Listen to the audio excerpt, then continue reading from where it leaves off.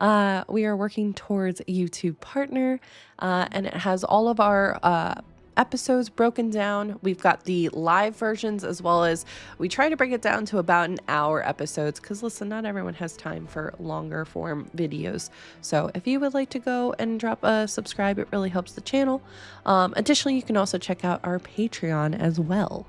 Some content warnings for today is Ampistrano may contain intense themes and descriptions, including, but not limited to, death, darkness, heightened levels of stress, descriptions of injured and slain individuals, ghosts, spirits, monstrous creatures, hallucinations, visions, possession, existential crises, complex and complicated relationships, missing and kidnapped people, grief, regret, and romance. Please stay safe as you travel beyond the veil and prioritize your well-being. Finally, a quick recap. Last time, Ostani found herself in a difficult situation, being bound to Aerie, while carefully unweaving herself free. Later, the group headed back to the inn, with Theodora and Ostani discussing what they had learned at Aries, as well as the weight of responsibility that they carry with them. A decision was made to head to the graveyard district the next morning.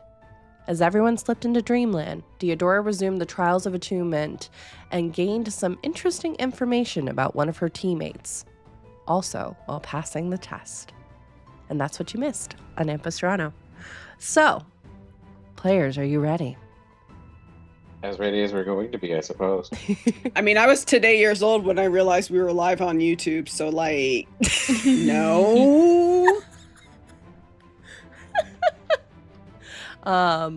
Yes. So like, yeah. Well, with that, y'all, let us go beyond the veil of Ampistrano.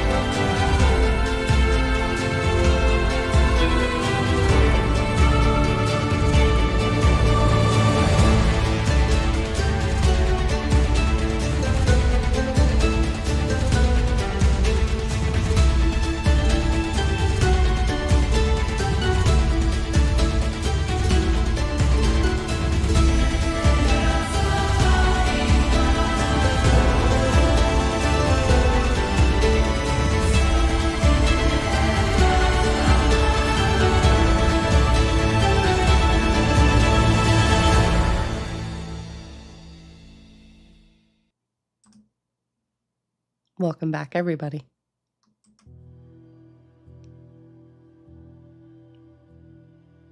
Rain continues to fall on the city of Jorix. A steady downpour from the dark gray sky as lightning crashes and thunder sounds moments later. It's not uncommon for Jorix to get some weather, especially this time of year when the seasons themselves are shifting from one to another. People are quickly milling about, heading to their shops, running errands, heading to the grotto's marketplace, while in the distance in the fields, as bundled up as they can be, lanterns broken out as work continues, harvesting the crops. This work is never done and yes, must continue in spite of the weather happening outside. The day is slowly growing shorter as night extends its time. We now find ourselves on the outskirts of the Grotto district, in a relatively run-down inn known as the Inn at Lilon. Benji, the little raven bartender slash innkeeper, is quickly and very carefully working on some kind of manuscript or parchment at his desk, keeping an eye on the many patrons that are slowly either coming in from a very late night or heading out as the day begins. Discretion always a must. We move upwards though, and we find in a small room with 3 individuals and several pets that are all slumbering at this time, an automaton slowly coming out of stasis. Rory. The last day or so has been a bit of a whirlwind, from meeting with Tyneal and getting more information about the city itself to now your new teammate and how well they might be able to handle the struggle and trial ahead. What are some of Rory's kind of inner thoughts as Rory, for the latter half of yesterday, had been pretty quiet?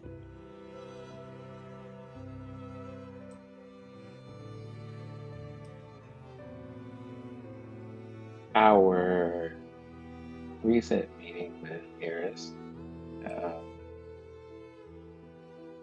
and subsequent conversation with Theodora has left him in a couple of places. On the one hand, Theodora is not necessarily wrong.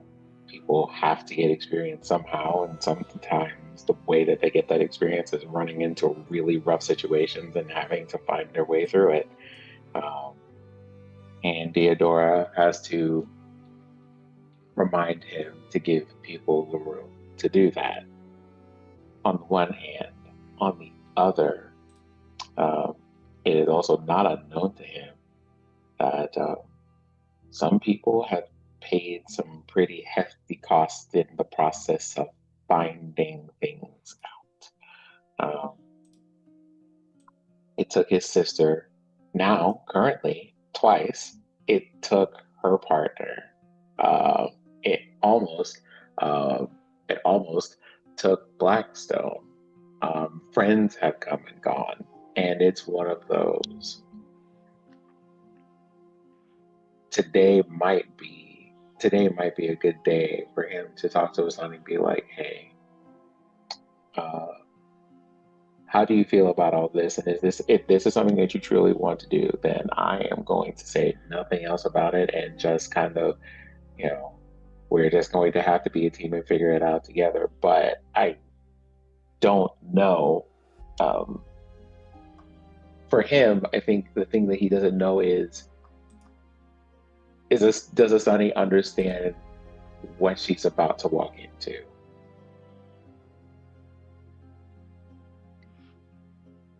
Because if she doesn't, then that is a fairly heavy thing, because this can kill her. Or, as we're watching a whole thing eat at someone's soul and their very existence. And that's one of those, hate to tell you, but if today's your first or second day of swimming, this is the deepest end of the pool you could have possibly chosen to be in. And there are also sharks and piranha in here. And that's scary. I think the idea of loss is one of those, it kind of is going to happen whether he wants it to or not. But the idea of that happening to someone entirely unprepared for it is hard.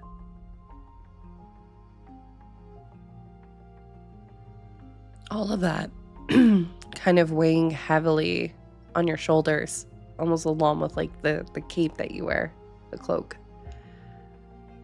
Not only that, the kind of new, at least in Rory's case, friendship with Corbin. It's a lot of balancing act of relationships, responsibility. something that Rory is not new to before, but it's just a different style. Before, in your time at Felk, it was often, yes, measuring responsibility and relationships with your family and those around Felk. But this is different. They, in some ways, are family, but they're not in others. This journey from Illipin, all those weeks, months ago at this point, seeming like something distant in the past. But that theme of loss, how many more can Rory stand to lose?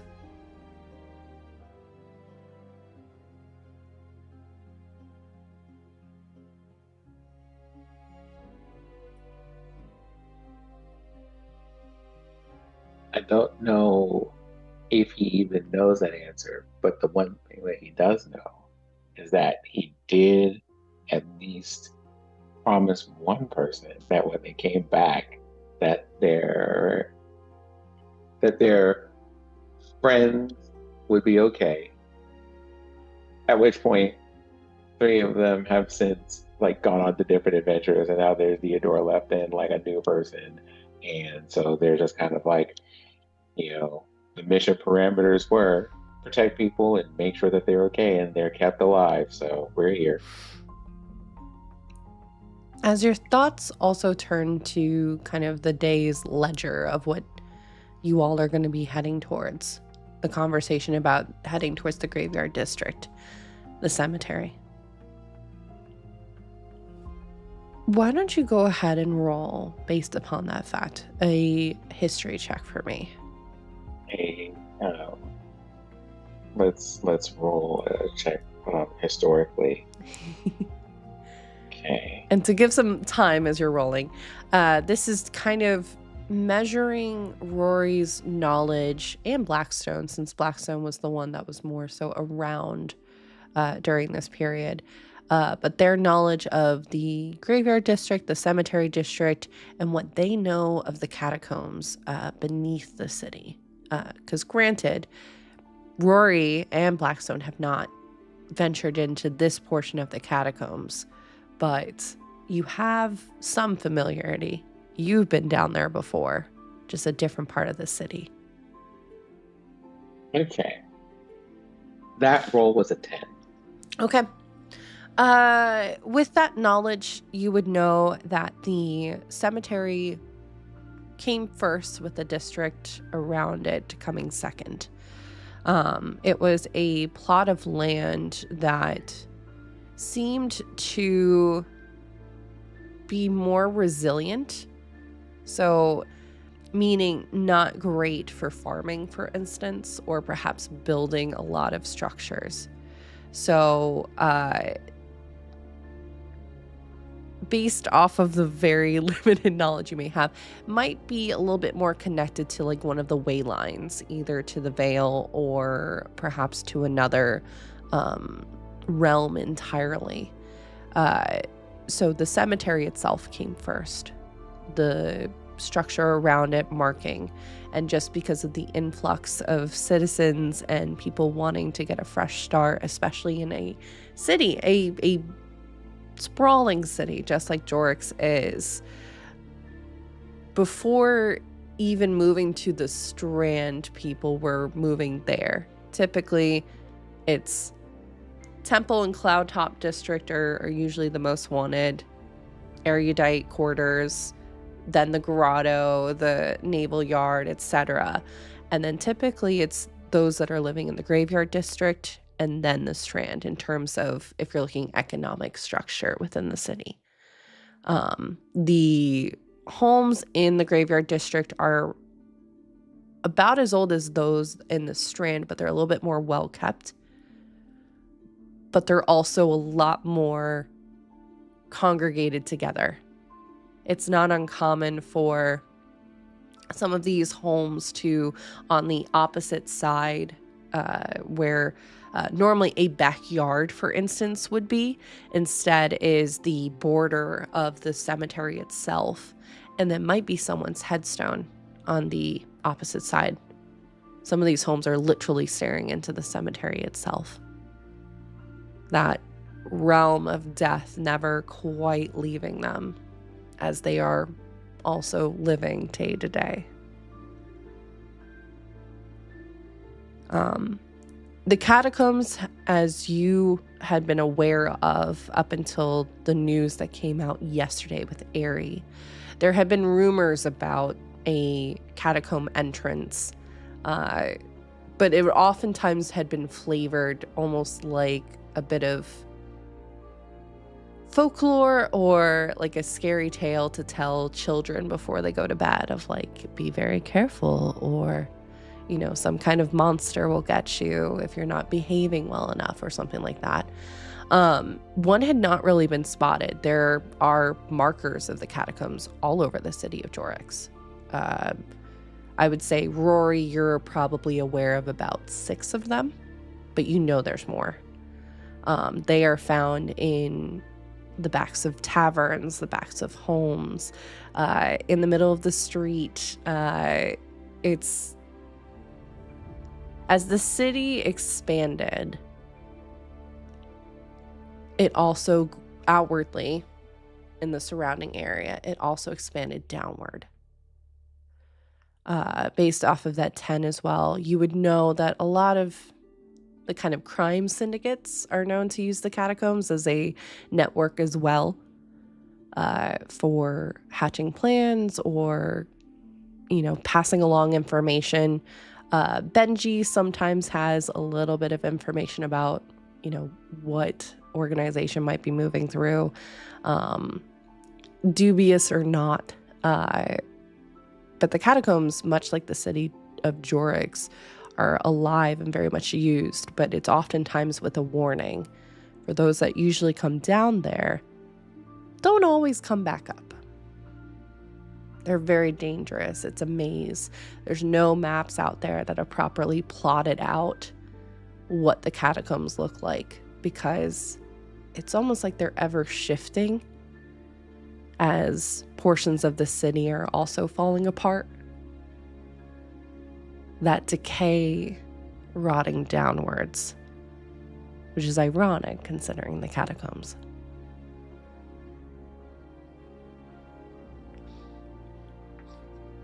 Oh, you're muted, love. Saying, if I recall correctly, there was also, we saw in a vision of some kind that one of the markers had been tampered with by magic. Correct. The mausoleum had been seemingly, the name had been tampered with magic. So the name that was on the mausoleum itself is Forscina, F-O-R, or I have it, I literally just had it. There we go. F-O-R-S-C-I-N-A was written on the plaque, and you had rolled exactly what you needed to be able to tell that something had been magicked about this plaque. The problem was you were seeing it through Aerie's memories, and she was not able to comprehend what other languages might be present, as well as having that aptitude for magic. So you were kind of seeing through her eyes. Today may present the opportunity for you to be able to see what is hidden underneath a name. Okay. So, you awaken. Who would be the next to wake up as we now look at the entire cast? I think Theodora always been an early riser. She's probably like gone out with Sparky and Sakali to start that, because she told Ostani that she would get Sakali into a shape. So she's like off doing that, I think. Love that. easily can do that, as well as noting for the audience, you can also do any shopping that you may wish in terms of picking up supplies, because I imagine Deodora would be like, well, we're out, I'm just gonna go pick up these things real quick. So Oh yeah, I think I got like a shopping list from everybody. Yep. And was like, okay, what do you need? What do you need? Like, just like everybody write down what you want before you go to sleep, and I'll get it. Yep. Again, the morning coffee, the tea, and any other supplies you might need. The health potions. Like, Right. Health potions, in my case, would be like, here's a list of like weird magical things just in case we need them. So like, see if you can find something that dispels magic or removes curses, or like poison antidotes if you need to find it. I should also specify, like, she tells people to write it down. She can't fucking read it. She just hands it to the shopkeepers when she gets there, and it's like, I just need this. I love this. And they actually seem kind of relieved, I'll say this, that you just have a list versus like that customer that comes in and is like, do you have the thing, and have no idea what they're talking about. Like, you have a nice list. Deodora is that kind of shopper that's like, I'm trying to be in and out, honey. Like, I'm not trying to be here. I'm not trying to spend all day. Here's everything that I need. We're not browsing. We're not window shopping. Nope. I have things to do. So I love it. I love it so much. Incredible. So you were off doing that.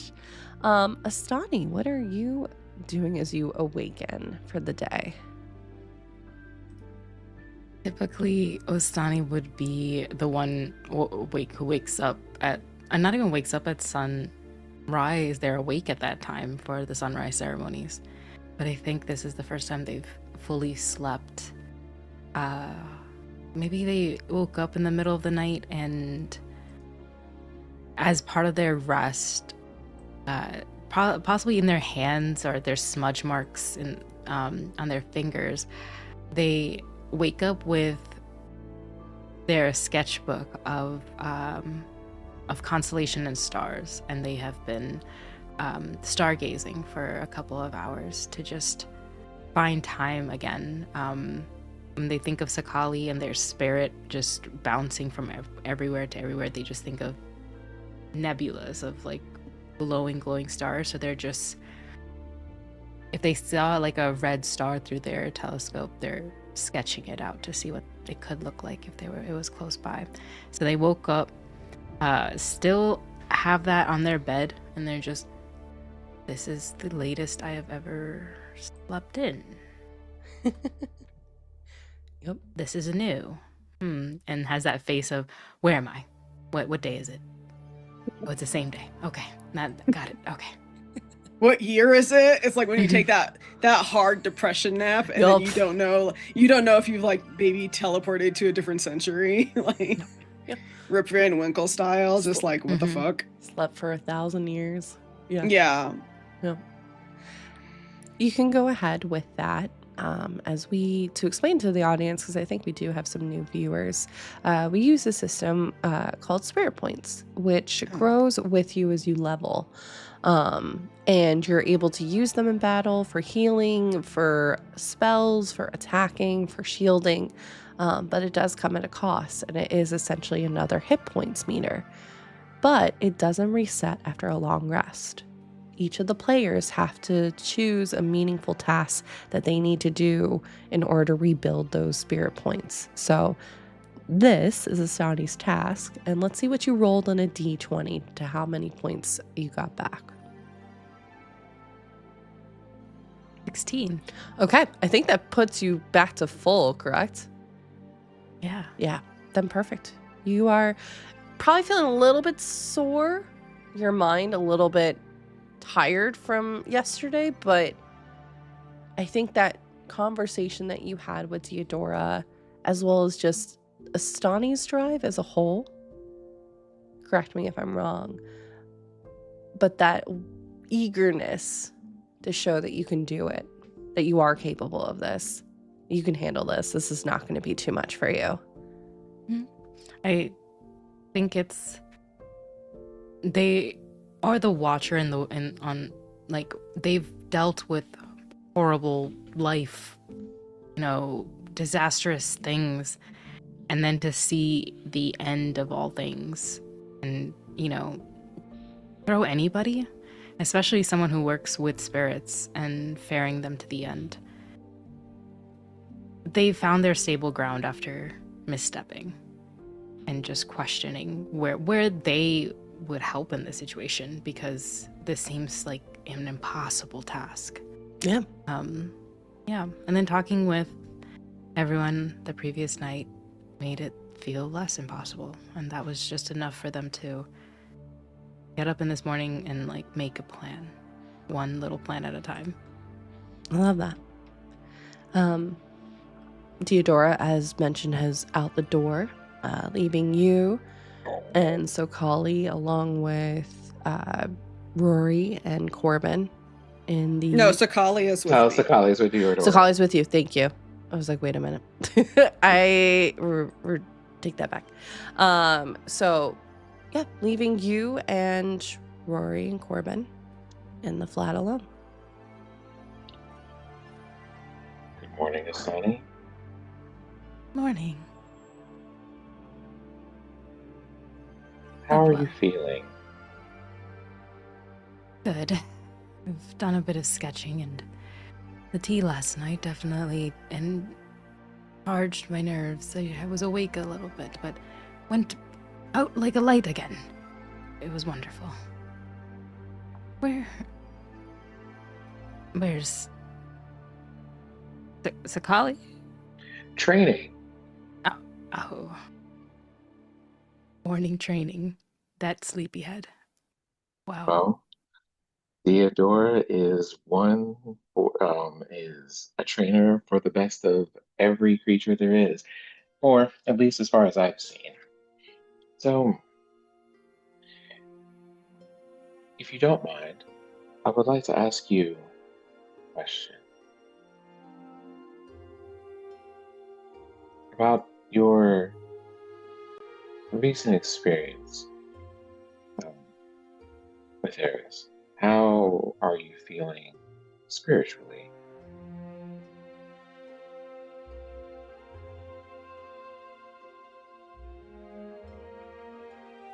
Scared because there's a lot to do and very few of us to do it.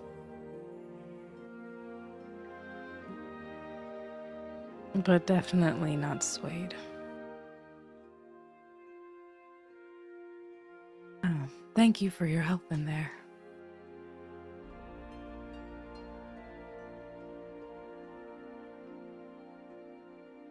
I suppose I can truly say in this case it is the thing I am built for. But more to the point, as you might imagine, things will get increasingly dangerous from here. And something Theodora said yesterday has me thinking that it might be best to just ask you, are you aware of what it is that you're stepping into? And are you sure that you want to?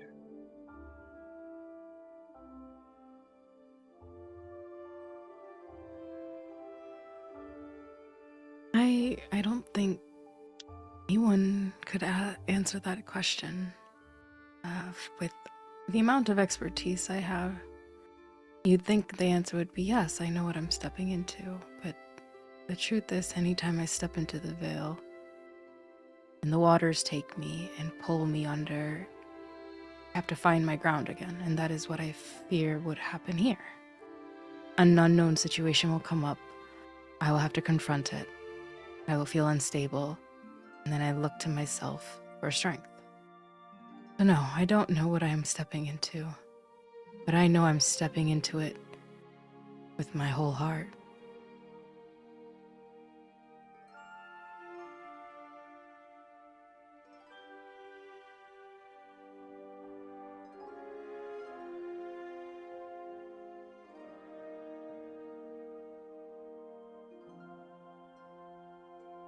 It is very long and history of war that you're stepping into. And if your convictions would keep you here, then we can make peace with, well, that and everything that it comes with. But as you have seen, the stakes on this are fairly high. I say that not to dissuade you, but because it is important to me. The people who decide to enlist themselves against the enemy at hand are aware of what that is. There's something to be said about the adventurer that occasionally appears, or other people who come along into situations with some enthusiasm and so much heart, and have subsequently been lost after that.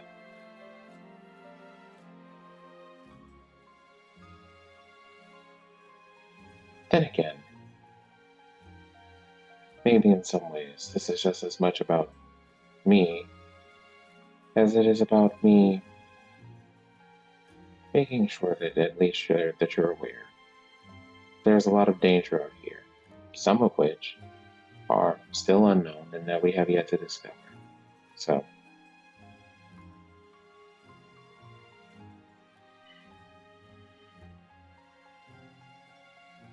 Well, you keep questioning me at each turn. Or is this truly just you checking in?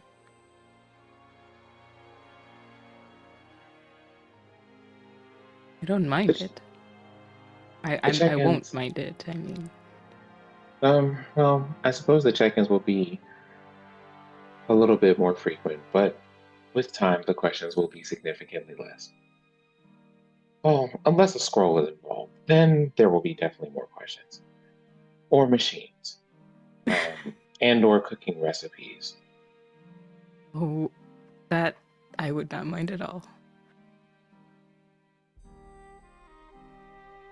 And for Corbin's sake, and I know that they're listening, clothing choices. I have thoughts. He definitely does.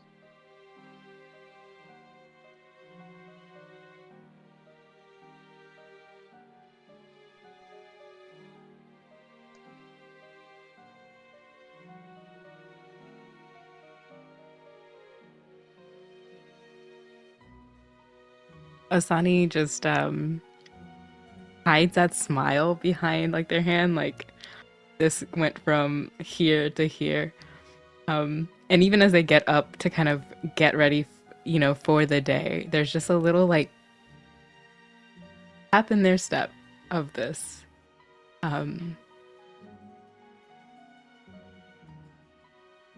They think of Theodora and the commonality of community.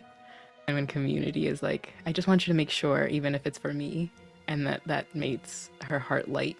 So Asani just looks back to Rory and let's talk then about what we need to do next. Graveyard District. Have you thought anything further after our adventures in the Vale? Well, I suppose we'll need to go there for one. There is the matter of the mausoleum to consider. From what Aerie, at great risk to herself, decided to share, that seems to be important to our travel there.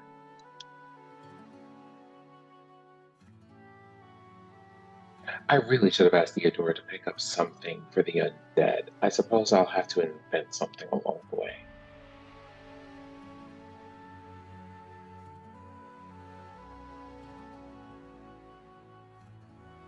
For the undead? Wait, go back. What? A mausoleum. Yes. We're going to have to go into it at some point. Yes. again, but mausoleum, sleeping, dead people. The word was undead.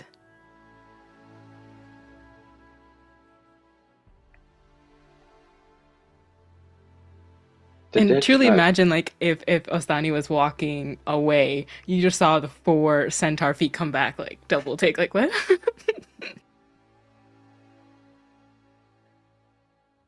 I think for Rory, this is a thing in recent memory for them.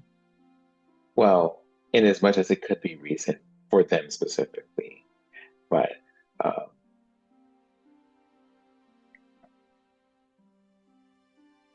it is my understanding as of late that the dead do not always sleep.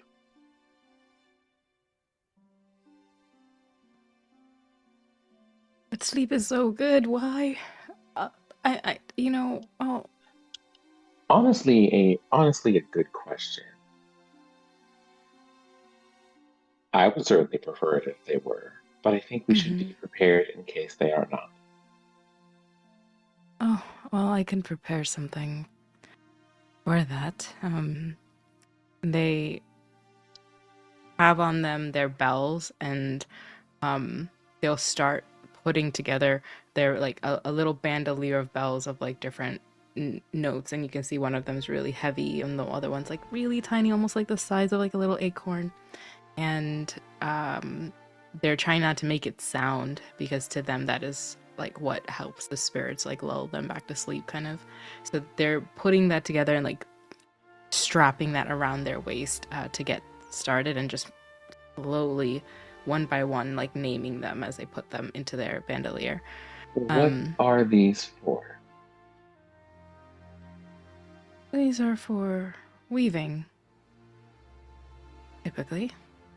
Or yes, spirits that are unrest. Those who can get through the waves back to our.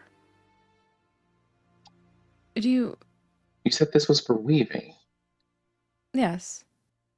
Oh, interesting. As I understand it, the typical tools of a weaver are needles. It is. But for the Watchers, when something comes through, we do fight together. But when there's a spirit that is on it, hasn't gone through yet, and they're just in the waves, the Watchers step forward and we sing, if we don't have the bells. Because notes and harmony can weave too. And sometimes that can be quite stronger than some needles. Interesting. I would be very curious to read something about this. Perhaps at some later and maybe more peaceful time. Yes.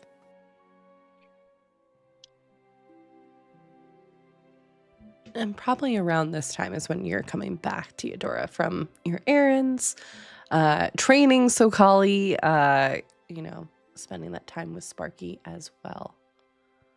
Can I roll spirit? Of course you points? can. Okay. Yes, you can.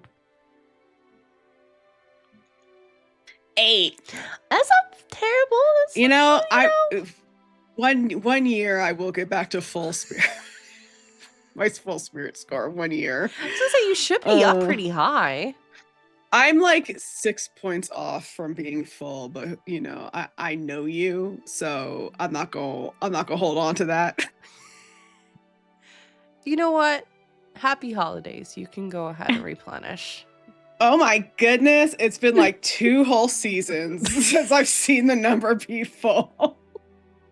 Well, to be fair, you started the season a bit higher up, and then you've also used some as you went. So, no, I don't think I was ever at full though. You should when have we been. started. It's not. Now, and mind you, like through like multiple resurrections and attunements and everything else, a whole village of revenants, like just Yeah. I should have been at full. Yeah. Yes. I wasn't. Okay. Because when I rolled, it did not get me full. Gotcha. I was almost there. But then Gotcha. I sacrificed some. That makes more sense. Okay. I was like, I know you were at least pretty close. So Yeah. yeah. Okay. Yeah. Happy holidays. God. I will allow that for you to follow up. 131 bitches try to kill me now.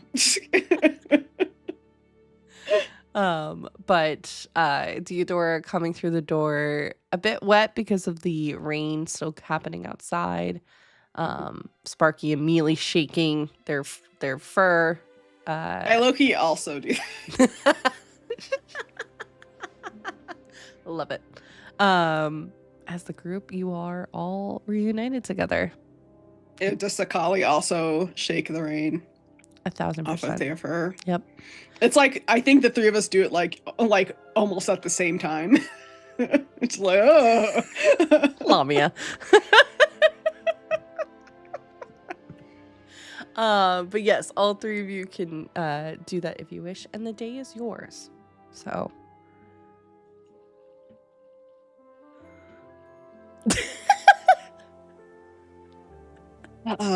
Good morning. Here are the items that you wanted me to get. Oh. They're like, Osani sees Sakali shake off their fur, and they're like, this is the most wet this box cat dog spirit has been. Because this is like, if Osani could have a poodle that is always taken to the groomers, that is what would happen. But they're just like, well, you definitely worked.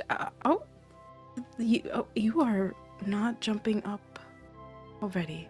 So Kali literally is licking you and like keeps staring at like the fireplace in a bed, like is looking so tired. Do you know that one like trend where it was like kids going into their first day of school and then like they take a picture and then the parents like take a picture of them coming out and they look like rough, they look like they've been through it. That's what Sakali left looking like super prim and proper, and now she looked like she'd done been through it. Like I felt like I gave you pigtails this morning, but I guess that's not the plan for today. All right. And they will look over the items. I believe like for Osani, they were looking for like potions, things like that they could get to, and then but like it's the morning, so it's like, what did I want? Probably didn't tell them, so I should tell them later. And then looking through what you have bought. Let's see, one of this one. Oh, what are these for? Who did you write this, Rory?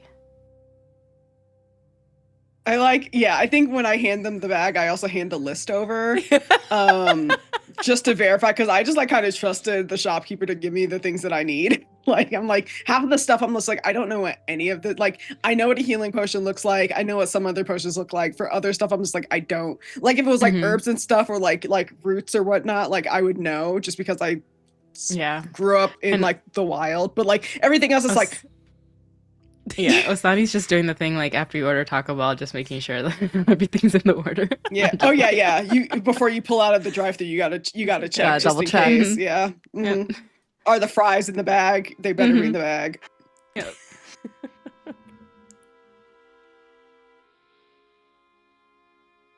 I don't know if I ordered these, but they're interesting, so we should keep them.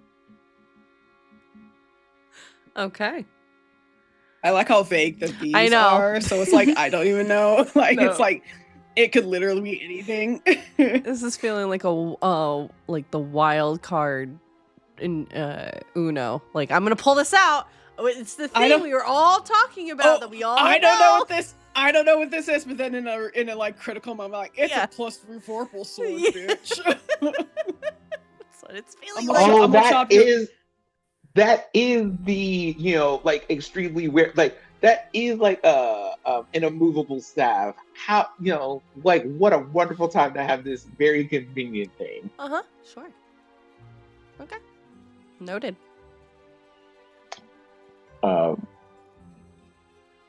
It definitely was not that. I don't think we could get that from a normal potion store. Probably not. But, well, I suppose we have things to look into in the Graveyard District and a mausoleum to explore and some well-trained animals, so I suppose might need a bit of rest before our going. Sparky's fine. Sakali will be fine.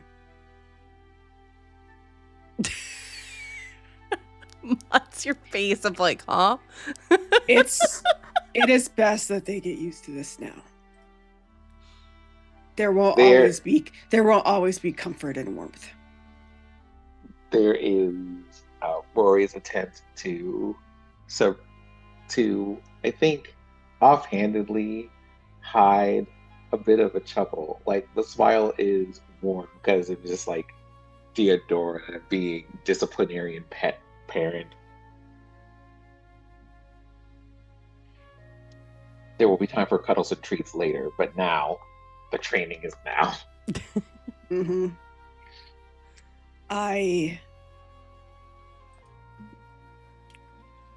It is nice that they have had a comfortable life. But unfortunately, that might no longer be available anymore.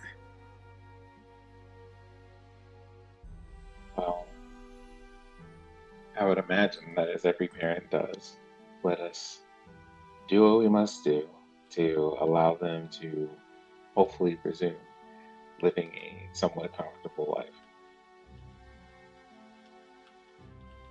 Yes. I think, like, as we're talking, I'm, like, also just, like, showing Astani, like the training that I've done with Sakali so far, like, sort of, like giving Sakali some commands, like literally, have to start off with the basics because they don't listen. So it's like, sit, stay, like, things like that. It's like, we'll move on to more, advanced stuff another time. Had to overcome some obstinance first.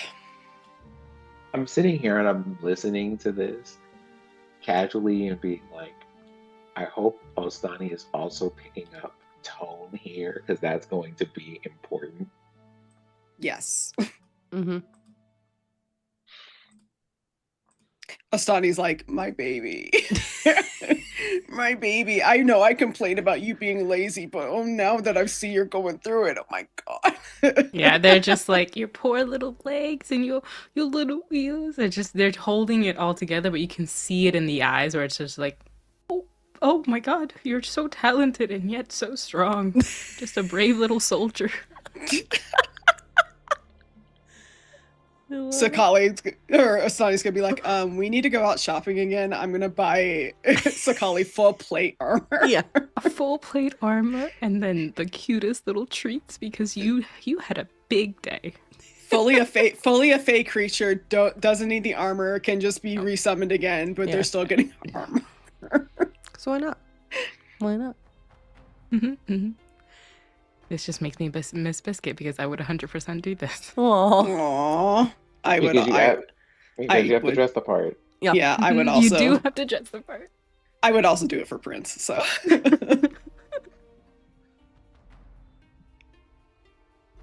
Osani's just watching, and have that little slight like, oh my baby, but also like, there's just the it's not like growing pains, but seeing someone you've known for a long time expand into something that you just didn't see them do before. So it's just very beautiful. So that's just Osani's speechless face of like, oh, you're so talented. My goodness, I love you even more.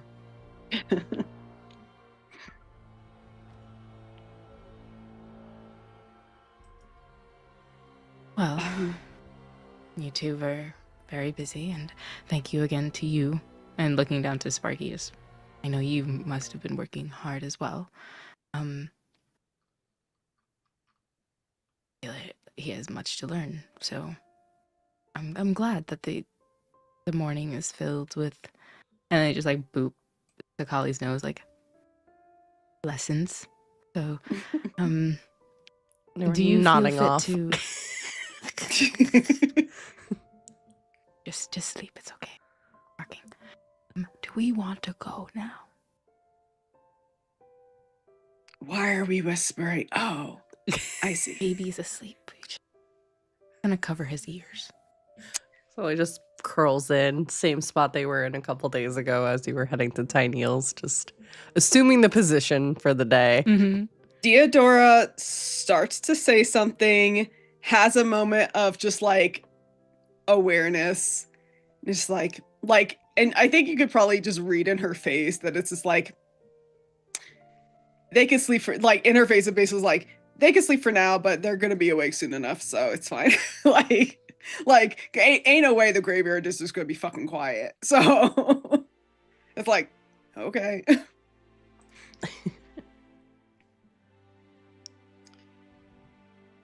Yeah, let's go. All right. And Rory sets about gathering their things, the few of them that they have. Sure. You head on out. Benji kind of, Mr. Rubin, have a good day.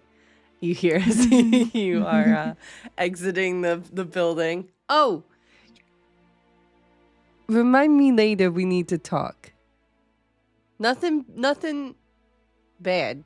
Seeing kind of the lack of expression on probably your face as you may or may not turn back for a second. It's just a quick check-in, that's all. That's all. Oh, actually, I take a moment to turn aside when he says that. Goes, quietly, casually, in the camp as it were. It's just like, hey, basically the message is the equivalent of, hey, I'm headed over to the graveyard district if you need me to check out anything while I'm over there. No, but that's good to know. I will make sure if anybody inquires to make sure that they are pointed in the right direction. Well, I mean, hopefully, the fun people. Right.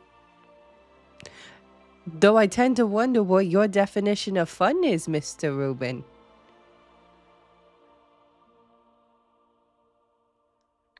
We can talk about that later too. Right. Go about your day. Good luck. Don't do anything I wouldn't do, which isn't much. So, have a good time. And so I do. Sends you off.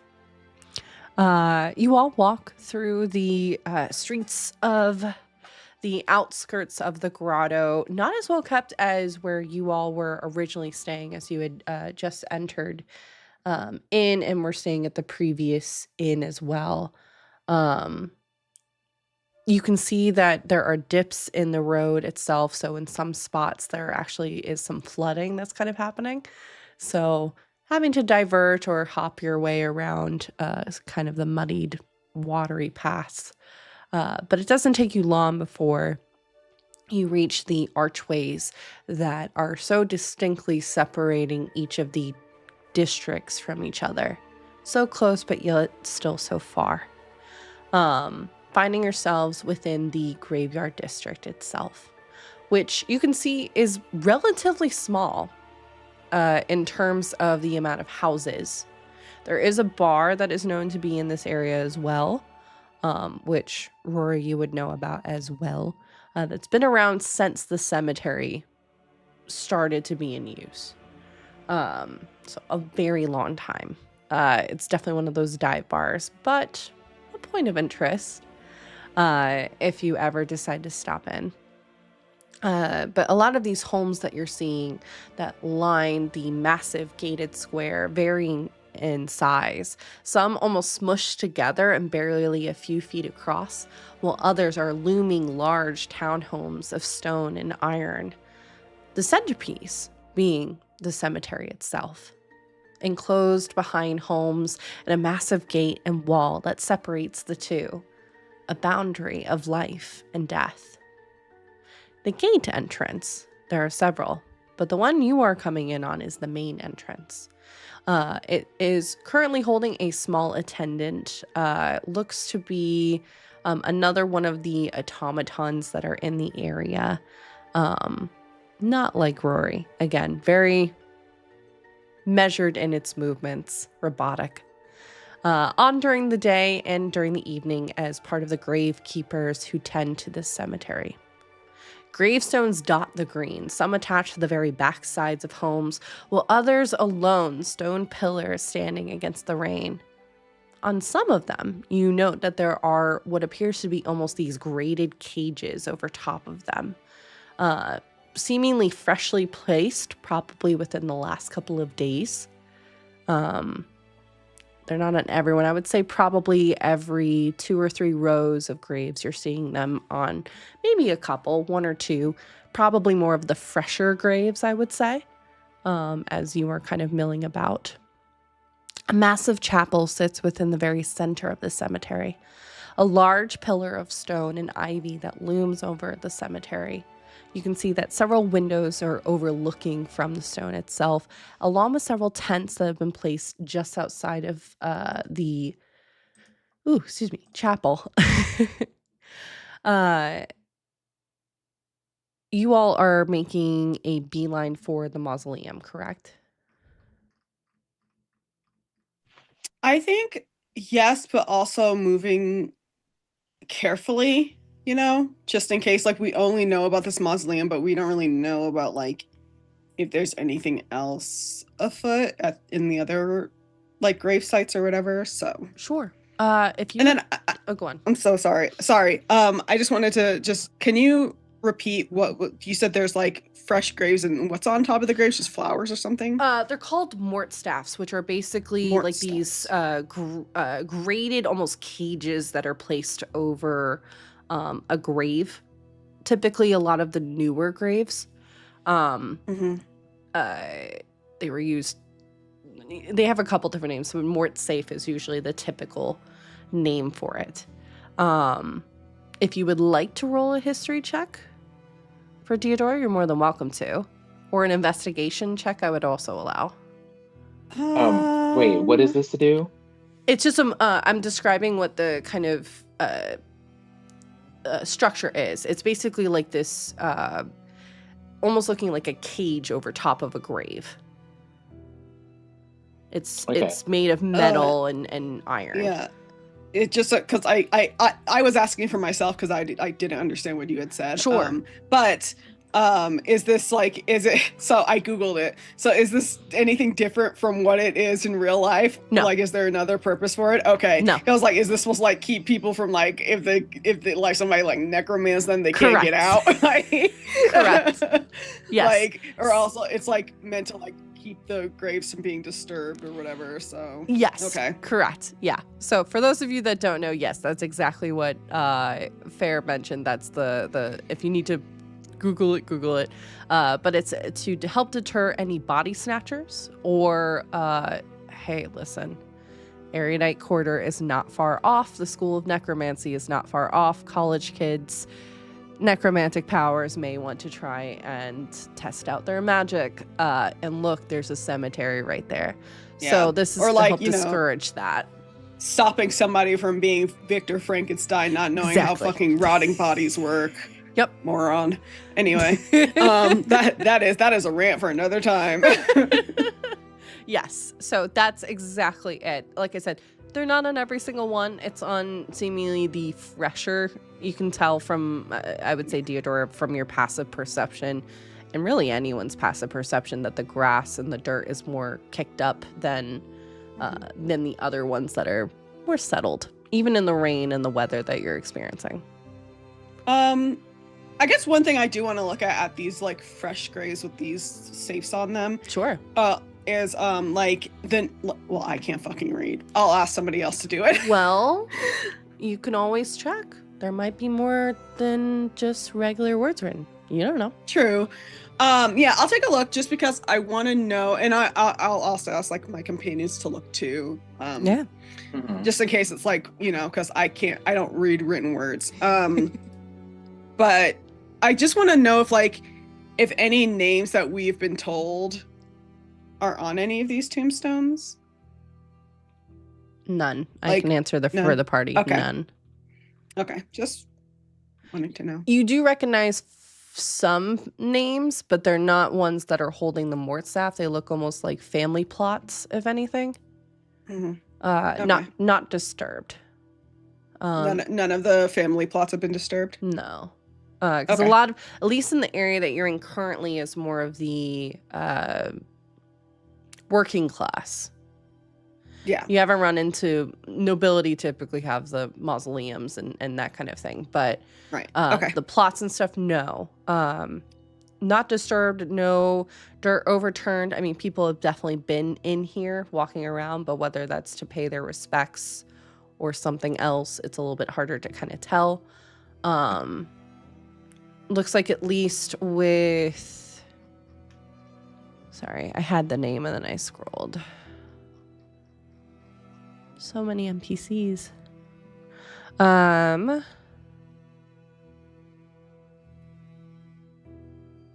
Yeah, that's... Never mind. I answered my own question. You're good. Sorry, I thought there was more, and then it was like, nope, that's leader. That's a noble family. So I was mixing them up. Okay. Then I guess I'll still moving cautiously. We'll make our way. Theodora will make her way towards the mausoleums. Sure. Astani, what are you doing during this time? Yeah, I think they're following with Theodora. Okay. There's, the questions that they had were the same that I had. Can you do a spirit check for me, please?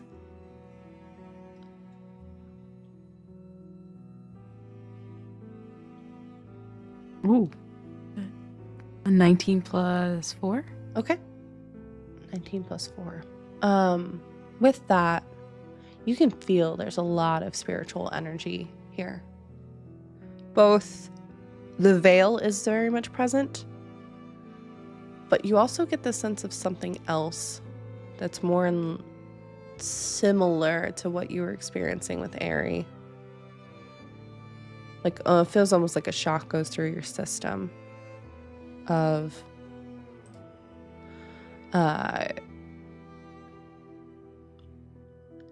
something is off here in this area. Souls pass on. Sometimes they linger with their bodies for a little bit, but they usually move on, or they make their way over to the temple district where you can help guide them through the veil a little bit more easily. You were here pretty recently. A few days ago, before meeting up with the rest of your group. In fact, a couple of weeks ago. How long has it been since your partner went missing?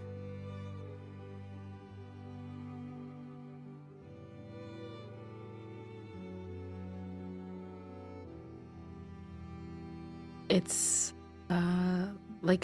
I don't know, when you haven't spoken to your friend in a long time, it comes back and just, I think before the meeting, before then, it's almost now close to a year. It feels like, oh wow, has it already been this much? Is the thought that's hitting Osani.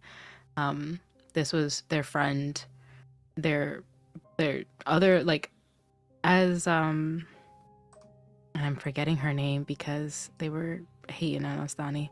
In the same kind of situation as Ostani got moved up in rank, their friend had moved up in rank, even though they had no real allegiance to the lady or commitment. Sure. But the lady found them worthy for this role, and they left because they didn't believe it anymore. And so it was just like, wait, we believed in this together. We were students together. And now he's just gone. And so it hits them like, oh, it's been almost a year.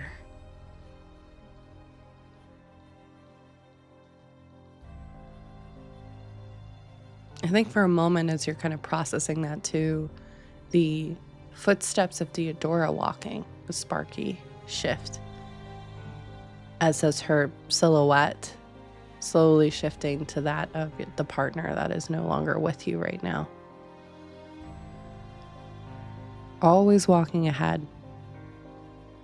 They were always one to be quick to act, with Astani being more contemplative first before diving in, assessing the situation. And that carrying through now.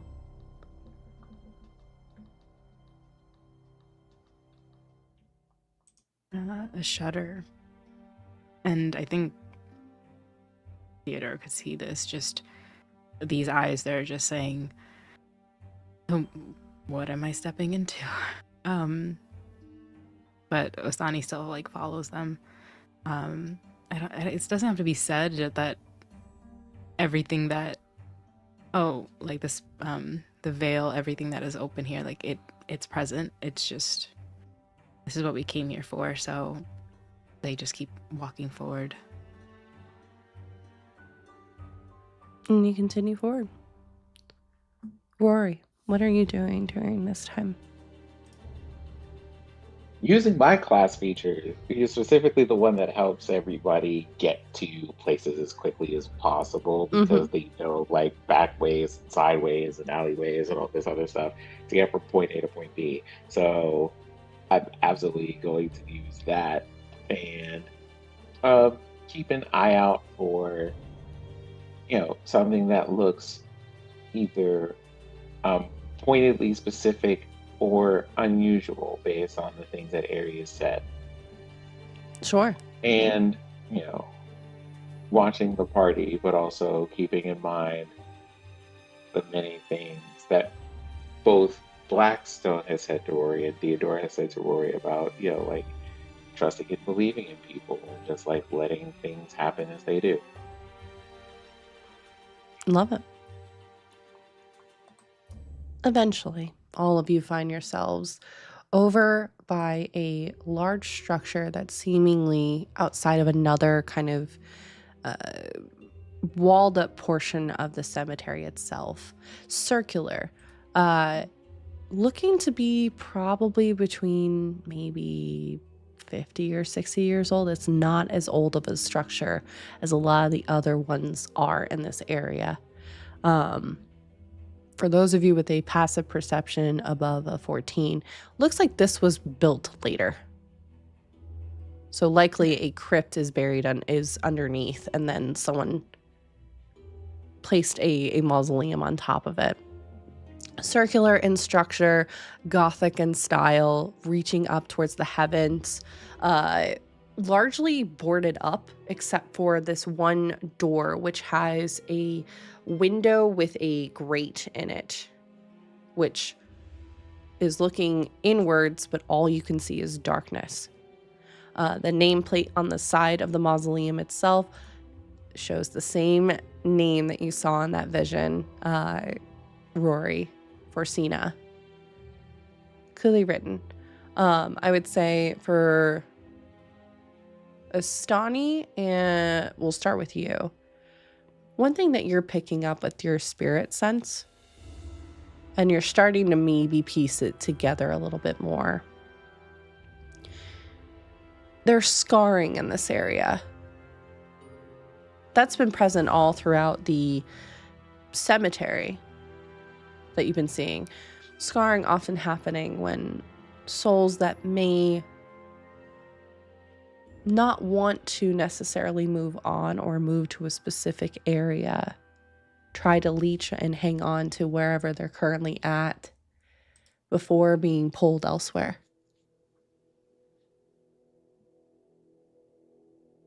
It's not very common.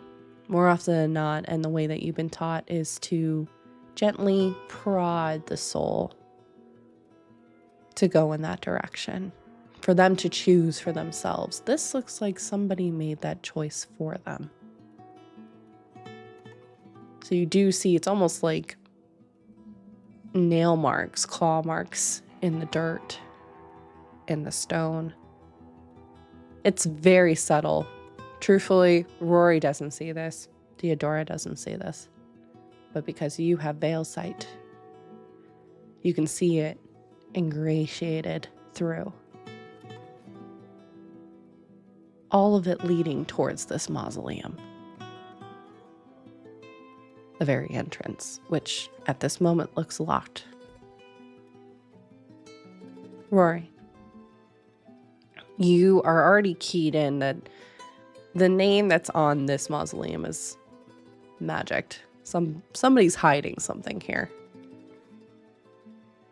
Along with that, you would notice that there is a massive lock that does seem to be both magicked as well as some added extra security. It looks like a more complicated lock than you may be used to.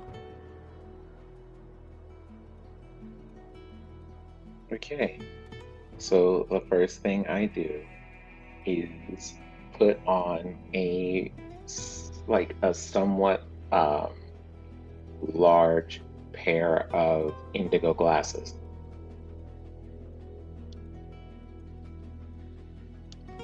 And use detect magic to see what magic is here in the first place. Sure. And are you looking specifically at the lock, I would say, or are you looking at the surrounding area? I'm going to start with the nameplate. Gotcha. Yep. This looks like it's some kind of enchantment to, by chance, very similar to some pages of journals and otherwise show something else than what is actually written. Okay. That you can pick up immediately. With the lock, it seems like it's almost got a clock attached to it. So it seems like the lock could be freed, but then it might set off some kind of timer. What that is, it's a little bit harder to tell because the mausoleum itself seems to be radiating almost a dispel magic itself, preventing you from kind of going further in. Okay. And what magic is there in the surrounding area? Surrounding area, nothing. You maybe pick up on some of the scarring that I mentioned to Astani as well. But nothing that's been magic. There's no booby traps in the area. There's no traps. Just the lock. And the name.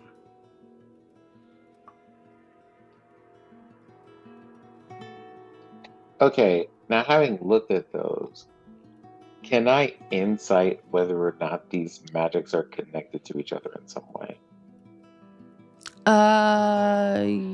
You can do, I guess, an Arcana check to see, I would say.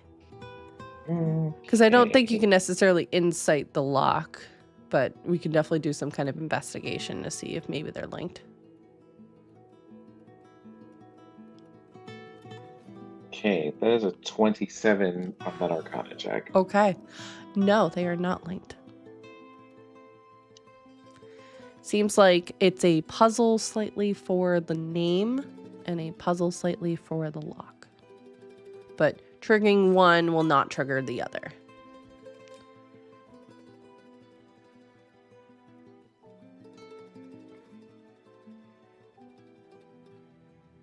And you said there's a dispelled magic coming off the mausoleum. There's something that's perhaps preventing your magic from extending into the mausoleum itself, which is not uncommon with some older structures in terms of the build. It's kind of like Fey magic doesn't always do well with metal, for instance. It seems like it's a on a chemical level, the two things are just kind of canceling each other out and not allowing you to look further. Oh, okay. So things that are just like common counters for things that scrying magic can't get through. Correct. Yeah. Okay. I guess in that case, well, this is interesting. I suppose the work is upon us.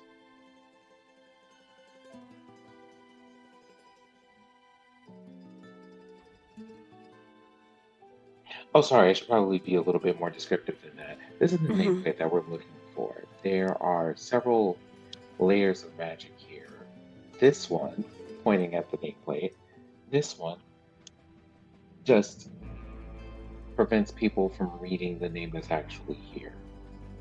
This one, and they point at the lock, is a little bit more interesting in that upon unlocking this or what have you, depending on what we do, there is a timer associated to it. A timer for what? That part I do not know. And you said And it then- depends on how we open it?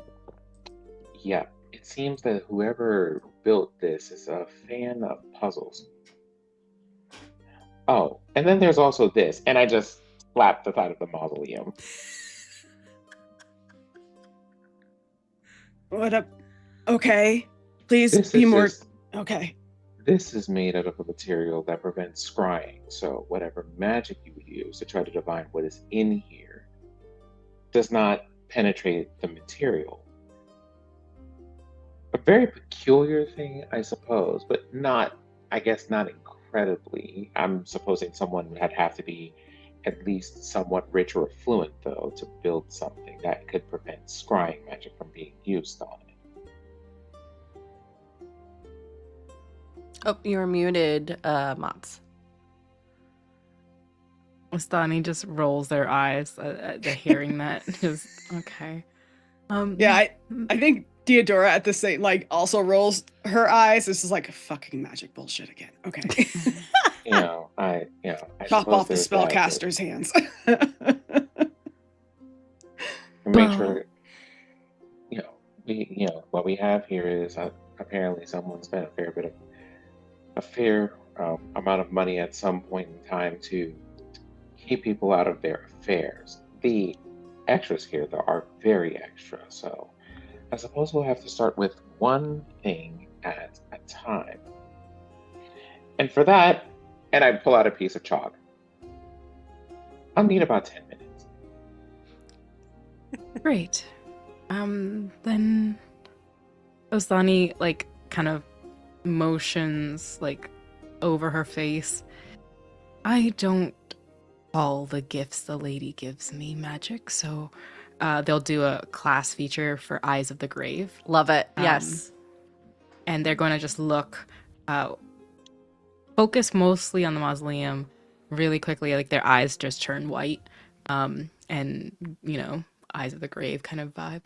And my brain completely lost it after the rich people. I was like, okay. I'm still getting over the fact that Rory just slapped the side of a mausoleum. Yeah. It's like, wait, hold on. They just heard undead in the morning. They want to know the location of any undead within 60 feet of them that isn't behind total cover. And they're just looking into the mausoleum to be like, what's in here that you're trying to hide? So with that, you do see that the stairway kind of descends from the door down into a crypt, which is lined on either side with what looks to be small kind of drawers that pull out, but each have a distinct marker on them notating a name. You also note a large kind of coffin in the very center of the room that has a stone etching of seemingly a person.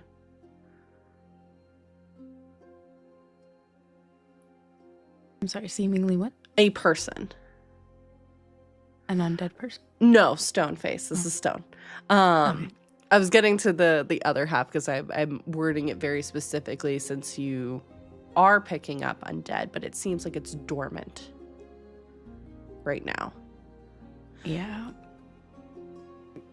That are seemingly lying in wait. When undead, I will ask this because I think it's a fun flavor question. When undead manifest with this spell that you're seeing, are you seeing a specific color?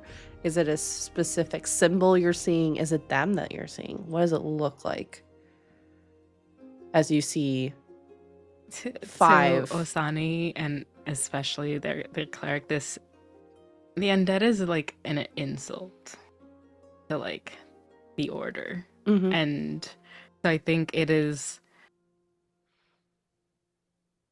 I think we'll go with like, if it is infrared, there are black spots that are moving around that shouldn't. Sure. You know, so it's just feels like the void almost, like where it's just, you're not supposed to be here. And you pick up 5 of those signatures, but dormant. Oh no. Oh no. Oh no. Is something amiss? As I'm just like continuing to like write. No, keep writing. That's Felkian runes over around 3. the That's nameplate. over 3. Or that's 5. Great. Keep writing. Are you also making calculations? Yes. Seeing them right before my eyes.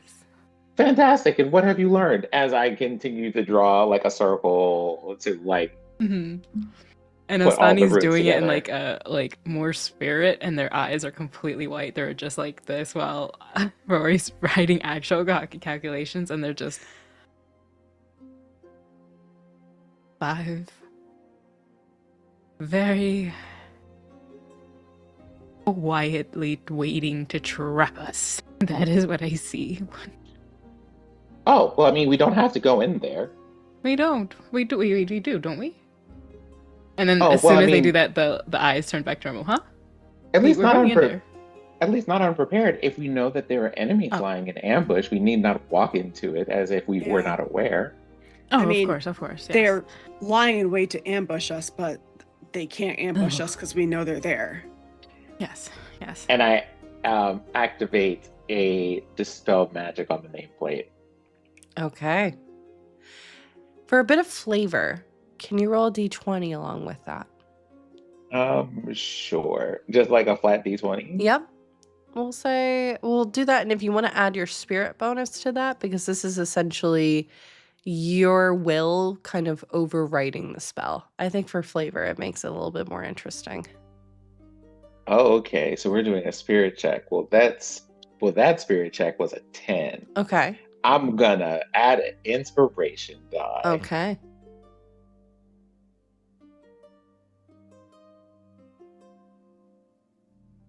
And that added a whole 11. That number's a 21 now. That's exactly what you needed with that. So with that, you see the letters for Sina all starting to glow a vibrant black outlined with purple, and almost like ink slowly dripping off of the plaque itself onto the ground, meshing with the mud as the rain continues to fall around. A new name appears. Mair. M-A-I-R. And that is where we will take our break. So, we are going to take a break for about 10 minutes, y'all, while we stretch.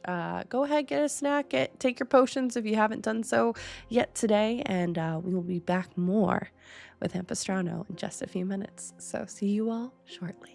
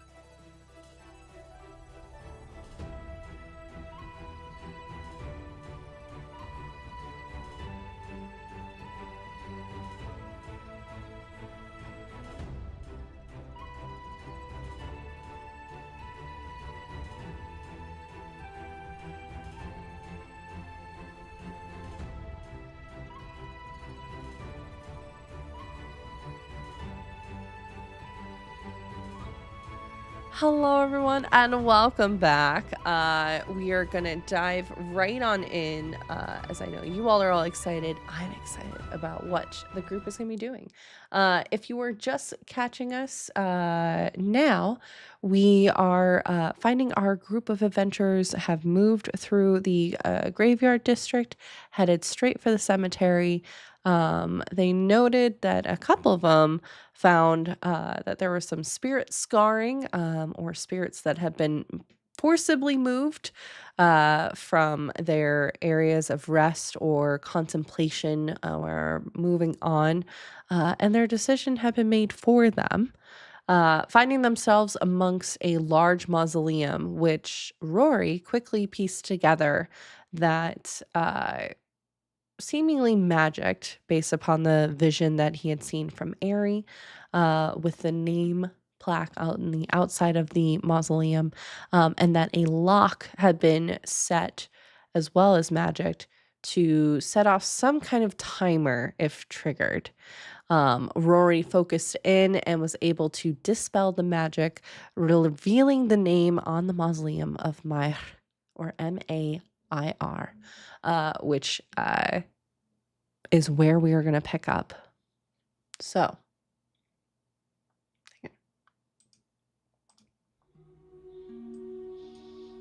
as the ink slowly peels off of the remainder of the plaque, forming into a puddle on the ground, mixing with the mud, the three of you now find yourselves staring either at symbols, which do not give off shift weave, in Deodora's case, or the word Mair.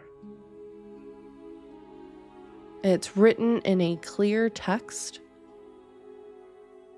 Seems like it was professionally done. The lock still remains on the door. And what will you all do now? Astani, can you read this? What does it say? I'm assuming that's a name. The question I have here is, does this seem familiar to you? Does it? Roll a history check. Can I make a case for rolling that an advantage? I was going to offer that already, just based on the fact that Astani has been working in the Temple District and is very familiar with a lot of the families within Jorix. But I will still hear your argument, of course. I am not going to shut you down. Mostly because Asadi, it's for the same reason, because Asadi works at the temple, and most of the time, those people, especially if they're working with the dead, have to keep track of things like histories, lineages, and bloodlines, and all of this other stuff, and know who people are related to. Yep. So yes, you can do that with advantage, Astani. Thank goodness, because that person was a 1. Oh, yeah. Okay. Definitely do You that. didn't want to say. There's an 18 plus 3. Okay. 18 plus 3. With that, they haven't been a recent customer of yours, I will say, or the Veils. The last thing you actually had heard about in kind of passing discussion, I would say probably from Keeper Reyna, would be that remarking on the fact that a family that got into money, the first thing that they did was build a mausoleum over their crypt. Kind of just the weirdness of that, especially since they're not a family that's known for visiting often. So Keeper Reyna specifically was making remarks of oh man, just wanting to keep up appearances or show new money kind of thing. So in regards to the actual Mair family,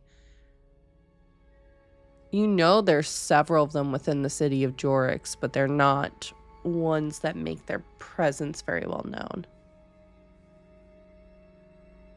Seemingly liking to be blending in with things.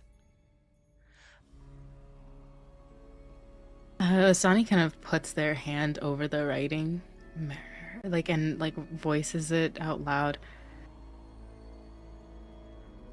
The only thing of note is, granted, this is from another one's thoughts and opinions, so that they wanted to make a show of themselves and their money, their prowess, their name, by putting this over their crypts. They're not ones to visit. They're not ones to be out and about or be noticed or celebrate or memorialize, at least to our eyes. I find it very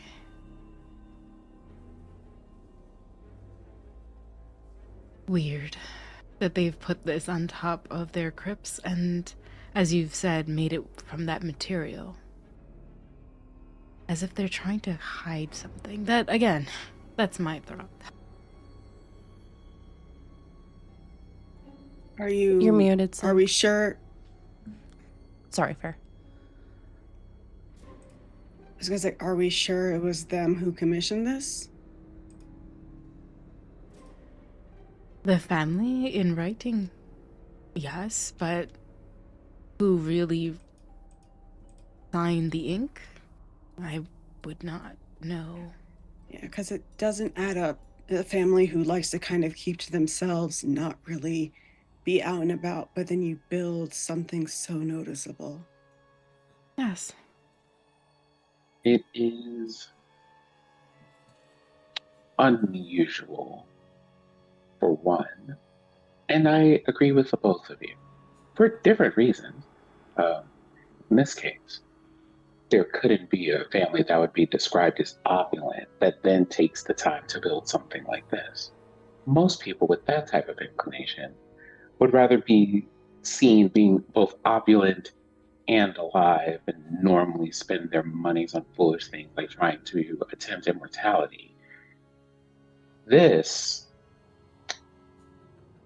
to find an item and to find specifically a material that prevents scrying,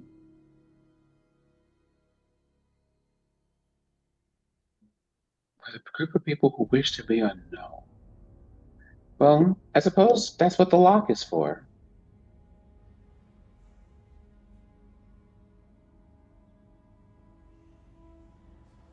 I think we should break it.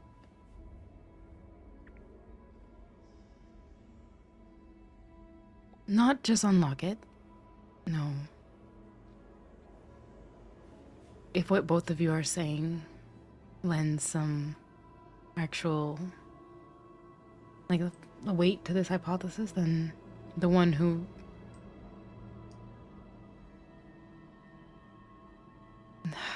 No, this is just a little too overconfident.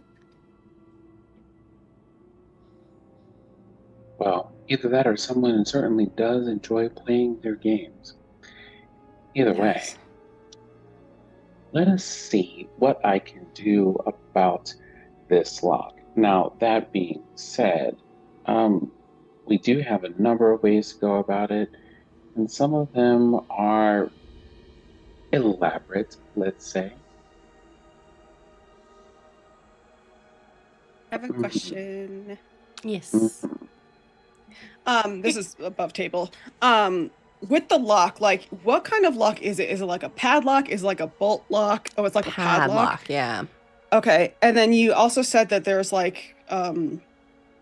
window with grates on it. A grate, like a solid iron. Okay. Yeah, iron etching, almost like a kind of a peekaboo window, so to speak. Mm-hmm. There's no glass holding it, but Yeah. it just looks kind of like someone could just come up, look and see. Like you can feel the stagnant air kind of moving through. Okay. But yeah, that is there in the door itself. Well, it's a padlock, so that eliminates my plans. Sorry. Mine. Thanks a lot. I'm sorry. God damn it. I'm sorry. Okay. two things here. Okay. From our party. As our party person, I would like each person in our party. I forgot this person over there. Yeah, I would like each of you to do the DMD role, please. You're gonna be so happy with this one. You're gonna be so happy with this one. Hang on, we got static. Thank y'all. We'll just wait. I didn't do it. No, it's not you.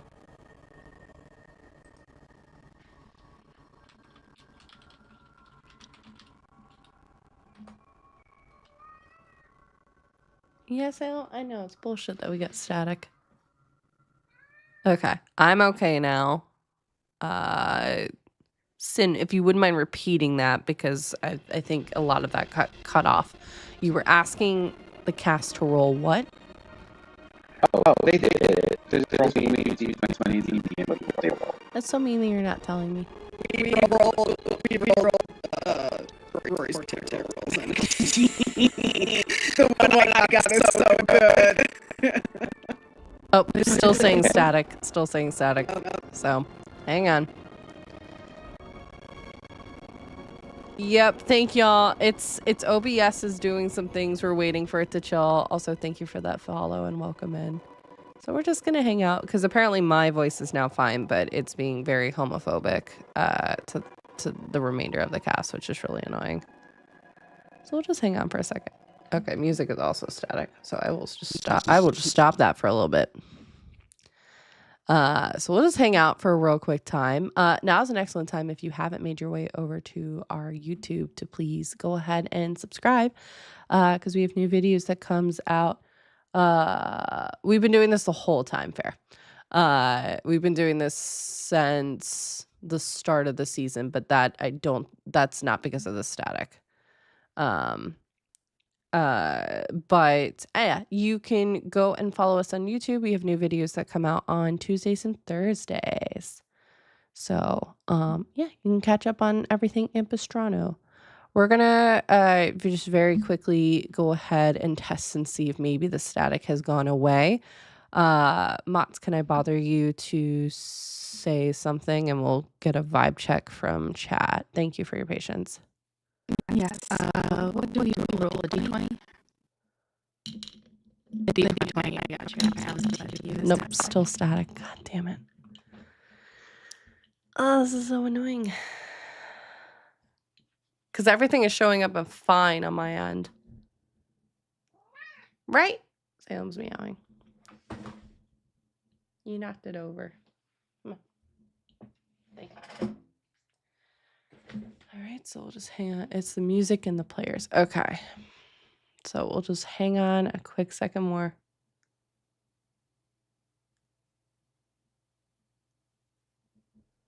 Wow, so rude. Yeah, it was doing this with regular streams though too during the week. So that's why I'm like, it's OBS being annoying. So we'll just hang on real quick. All right, I will try the music now and we'll see if maybe that is better, because that might be an indication that everything is better now. Thank you for the hydrate. How about now?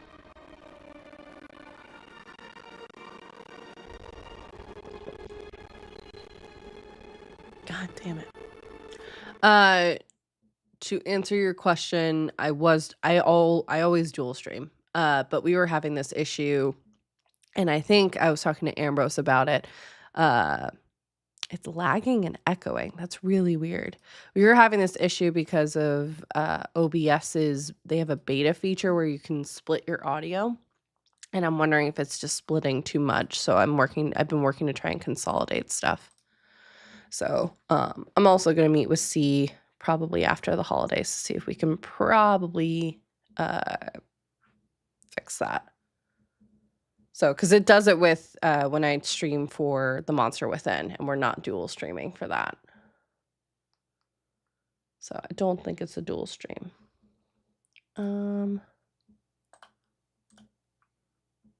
Okay, let's try music again. Thank you for your patience, y'all. Welcome in, Raiders. We're trying to sort out some tech issues real quick. Let's try music. Welcome to Tech Hell. Yep. Is the music better now?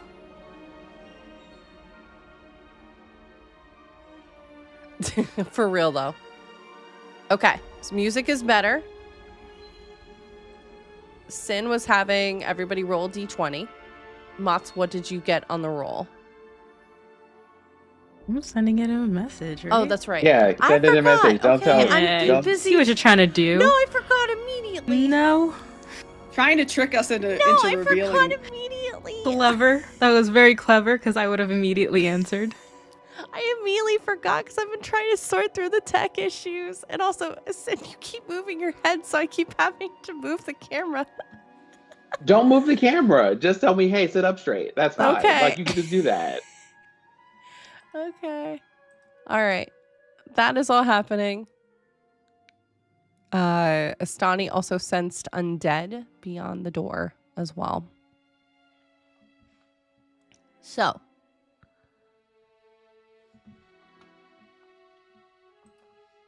What are y'all doing?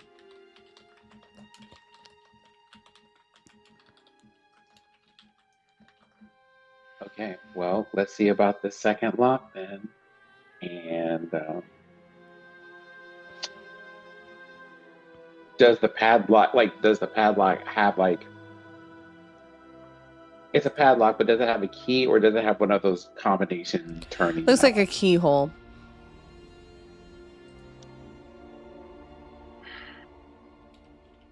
You have to download an app. It also lets you. It also Girl, lets you. don't do this.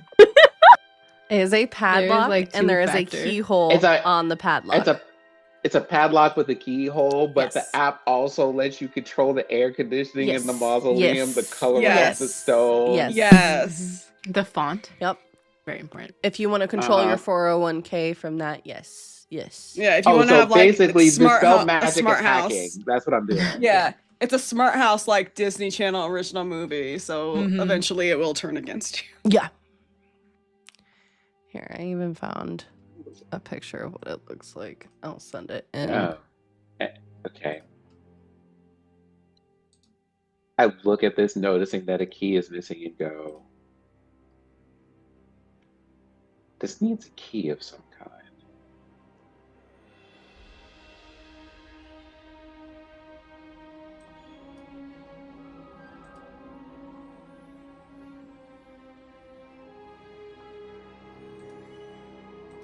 Wait a second.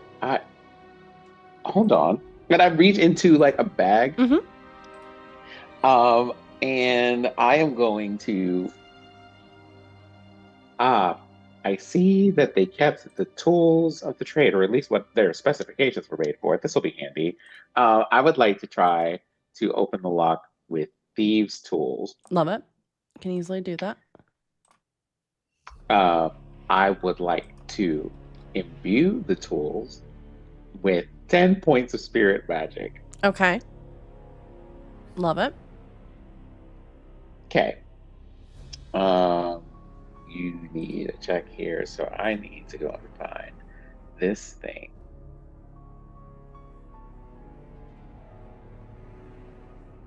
Actually, how does that work?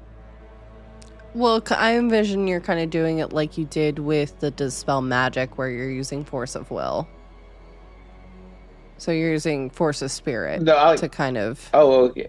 Oh, okay. That's how I'm interpreting it, at least. With the power of God and anime on your side, you will unlock this.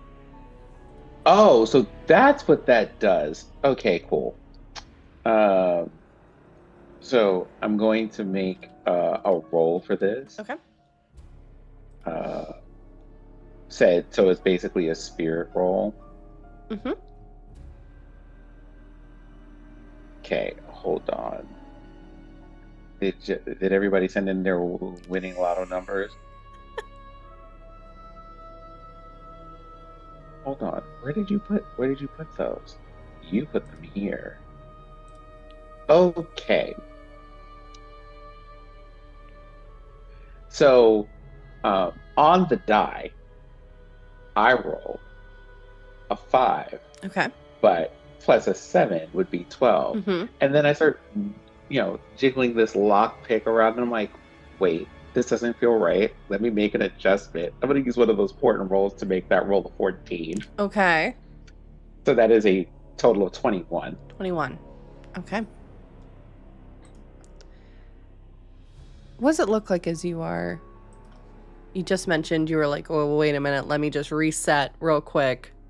No, what's happening here is like I'm working with this, and I'm like, because like inside of a padlock is normally like a system of levers, and I'm like, wait, Yeah.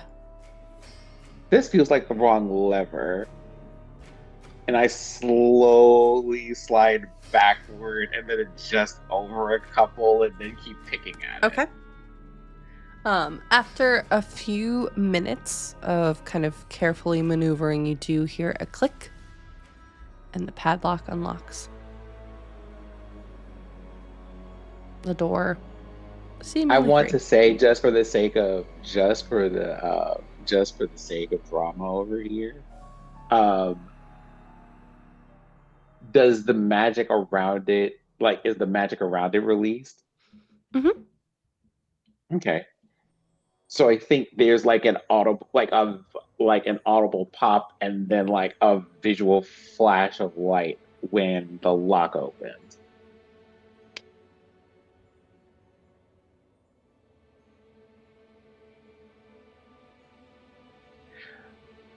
Well, I imagine that at this point, and I put the padlock in my pocket. I'm just like, you want to know what? Actually, I'm going to say this to the party. I wouldn't be surprised, given that there was a timer set to this, if someone had their eye on it in case it were removed. So I would say we should be expecting company at some point. I mean, you said there was some kind of timer, right? I don't know if the timer activated. I think well, I don't know. The conditions could be if something wrong happens. But honestly speaking, we have no way of knowing. Unless the timer, of course, is related to the things that Dastani saw inside, at which point, well, they should be waking up momentarily, I would imagine.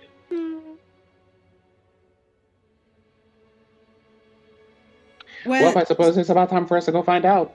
Yeah. Okay. With the door, did it just like creak open a little bit? Like it's like, did it? Nope. It's so we have stopped to like turn the knob and okay. Yep. Okay. Just the padlock's been removed. I'm going to remove the pad. Oh, do you want me to? Oh, sorry. No, it's okay. I just wanted to. Could I, before we even further touch the padlock? Sure. Could I maybe try to like reach in with like my shift weave to like kind of look through, like move through the shadows to see like what the fuck is actually like going on, and like just like to see if we could see anything, like. Yeah.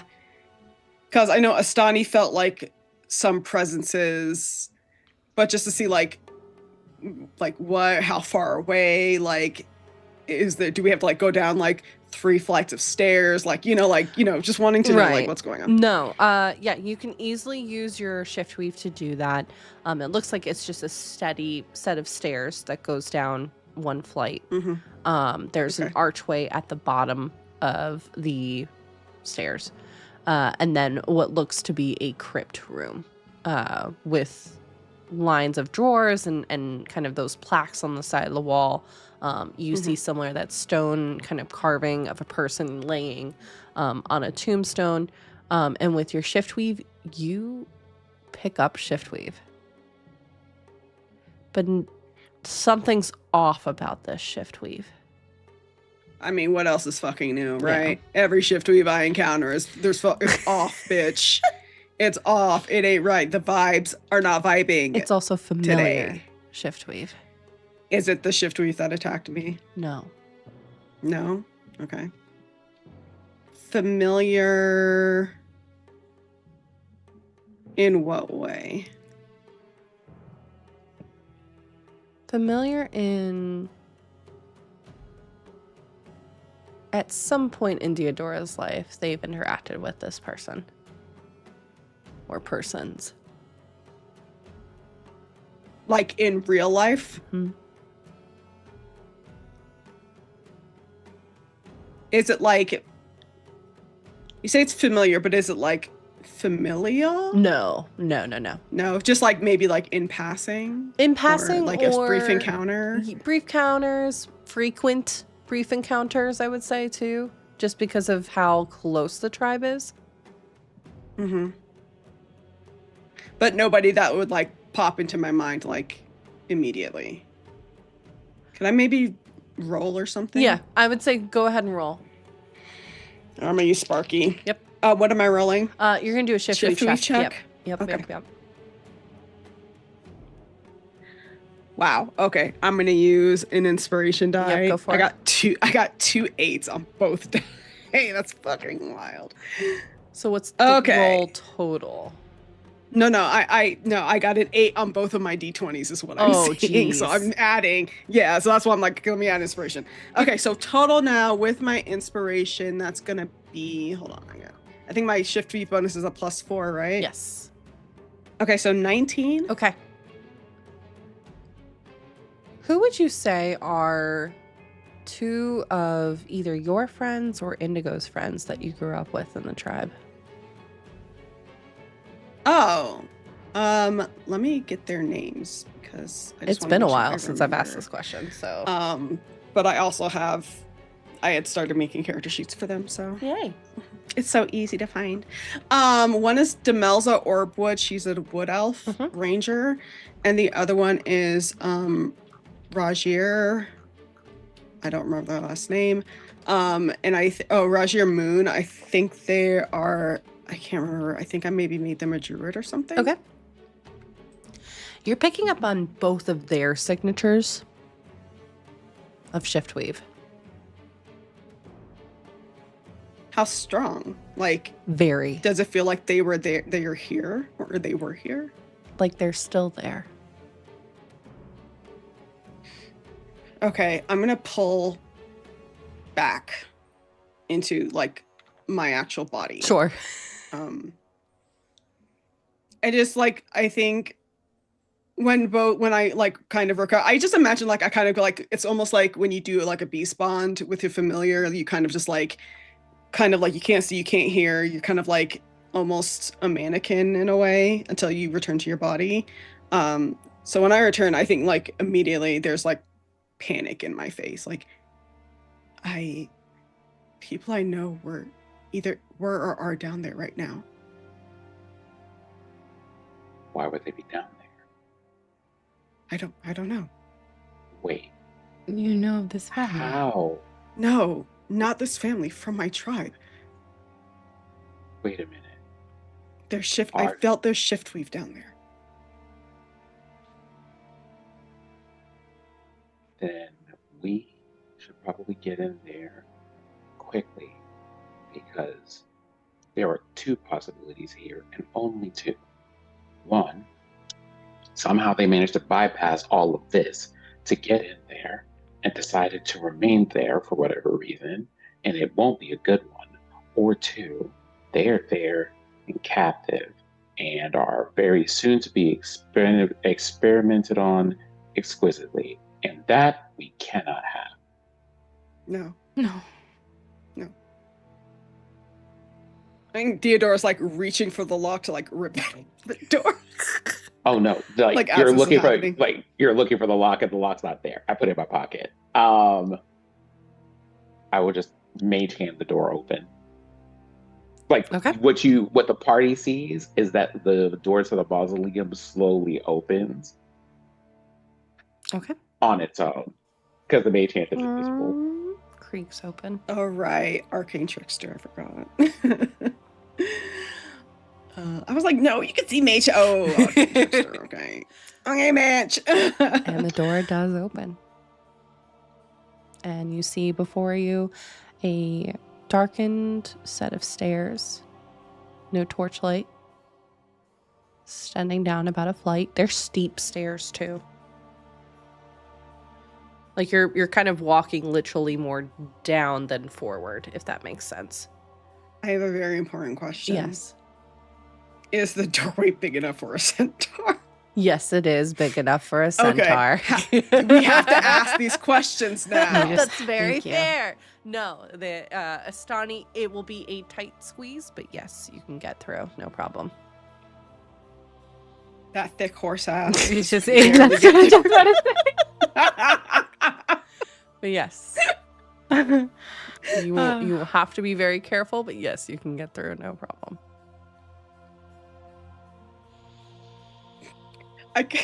There's part of me that wants to be like, oh, when I was out too, I bought Stotty some slippers so she could sneak. Just remembering the debacle at the inn. Where Yep. And that stagnant kind of air hits you again. Rot hits you. Fresh rot, I would say.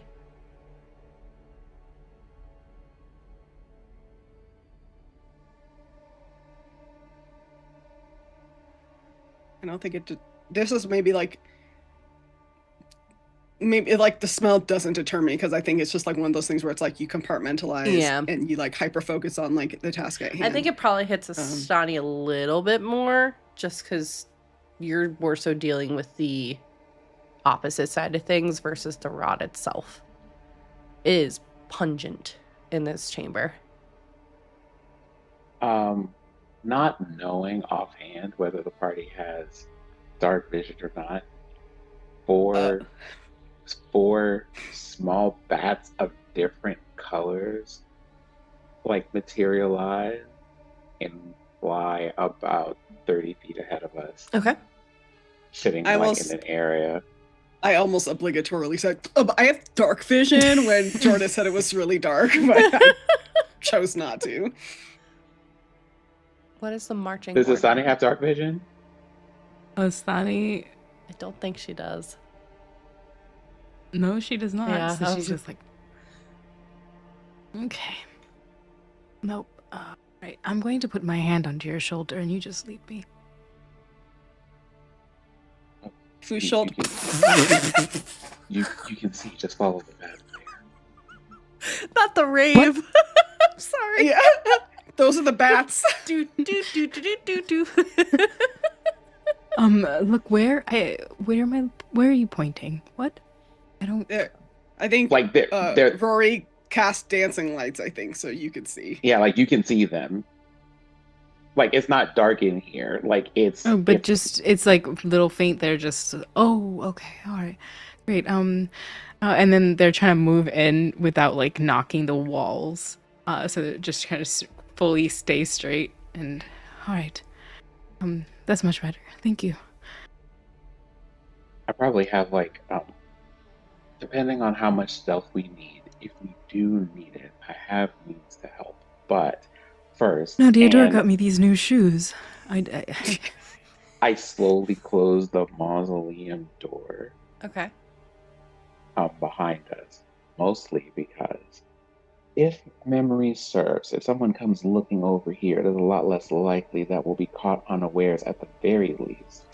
If A, they believe this isn't disturbed, or B, that door doesn't get any oil on the hinges. But that's neither here nor there. I can fix that later. And I will try to avoid doing so impulsively.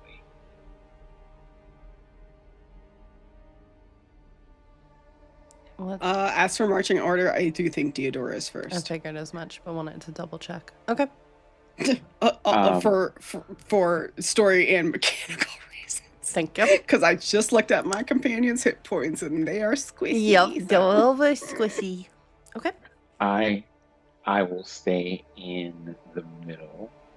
I'll stay in the middle, and I think it is safe to say from here on, because I don't have the thing to do it, y'all are going to hear me speaking very telepathically to the both of you if I have to communicate things. Okay. You've descended down the stairs, correct, Deodora? And now you're at the bottom of the stairs. You see that room before you. And after a moment, your eyes adjust more so to the shift weave that's present. Mm-hmm. The rest of you, it's just shadow that you're largely seeing in this relatively small room. It's not a big room at all. Probably the size of maybe a hallway, truthfully. Can you go ahead and describe to me what was the last time that you saw Rogier? I think it was the night before I left to go train with the Crown's Guard. I think even though many of them didn't want me to leave, they're like the entire village like kind of threw like a going away party, or a see you later party. And I think Rogier and I have been friends since we were kids. Like, we grew up together. So I think like there was a moment where they and I kind of just had a quiet moment, just like maybe sitting up on a hill, stargazing with like drinks in our hand, and just sort of like had like just a nice conversation, just reminiscing about childhood memories and, you know, making plans for when we would meet up again, what we would do. I think, Which wouldn't be much. It would just be running around in like the forest or wherever we happen to be at that time. I think Just hanging out. there would be a moment where Rogier kind of turns to you as you're kind of watching the tribes kind of celebrating, getting various states of drunk and living in that moment, where they turn to you and just say how proud of you that they are, that you are getting out and seeing the world and carving your own path ahead, and that they can't wait to see what you're going to do, leaving your mark on the world. As your brother at that point, I would say, probably is just taking over as head of the tribe itself. So probably you're seeing them at the party, still bouncing between wanting to go hard and really party it out, but also at the same time is aware that elders are watching and probably should be showing some decorum and etiquette and all that. Should be responsible at the party too. Etiquette? Never heard of it. We've never heard of that. I'm sure there are some elders. I feel like it's only some of the elders who are expecting that, and there are other elders who are like sneaking him like. Oh, 1,000%. Like, yeah. You need to get drunk. You need to make sure your people still know that you're not above them. You know. And can you tell me, with Demelza, you said their name was, correct? Mm-hmm. Can you tell me what is one of your favorite memories that you have with them? I think Demelza is like one of the people. They're a bit older, or she's an elf, so you know she like looks young forever. Like, she's still young for an elf. Yeah. But I think she's one of the ones who helped train me in hunting when I was, growing up. And I think it's just a moment of just kind of walking through like a forest, tracking some deer for, to help feed everyone for dinner that night. And just sort of the sun coming through the leaves and it just being like this blur of green and gold, and just, you just smell like the earth underneath the sun, how it's being warmed. And just, it's kind of magical. I think oftentimes while the two of you were hunting, her very carefully, like, telling you, nope, step forward with this foot, leaning forward slightly, hunch to the ground, always living on the toes of your feet. Toes is something she always, toes, remind your toes, Dia. But also at the same time, like, knocking your center just to make sure that you are not fully leaning one side or the other, nimble, ready to move. And she always comments about how whenever she sees a sunflower, she always thinks of you because of your last name, Shade Sun. Always thinking of that, and just always looking forward to the new day what it's going to bring, but also what other training methods are going to be delved into for the day as well. All of that. I think, oh, go on. Sorry, I was just like, I think a memory of her saying that to me, and I think I would say to her, like, and I think whenever I see autumn, like red orange autumn leaves, I think of her because that's the color of her hair. I think she lights up at that. Just, it's nice to be seen in the nature around us. Yeah. All of that kind of sitting with you as the thoughts of why both of their shift weaves are here. Are they here? Their scents are here too, but muddled. Almost like when you and your brother were younger and hunting each other in the woods, and there was an incident where Indigo dipped themselves in mud, which kind of muted that scent a bit more, but it was still present. Fucking cheater. That makes to the sight as you do see them after a moment. Both standing away from you on opposite sides of the room itself. Head kind of off to the side. And it takes you a minute to realize that their shift weave is suspended above them. Fully separated in terms of not being meshed with their body, minus what looks like strings. Like puppet, like almost like puppet strings? Yeah, like puppet strings. They're attached to their, looks like their head, their neck, their chest, like almost looking like spider webs across their chests, their hands, their armor, which looks pretty wrecked. You can see dried blood where they had been stabbed. Some portions where it looks like you would know this too based off of a prior experience, like the shift weave itself absorbed portions of them. But sulfur is also in the air, heavily in this chamber. This might be a strange question. Sure. But is it...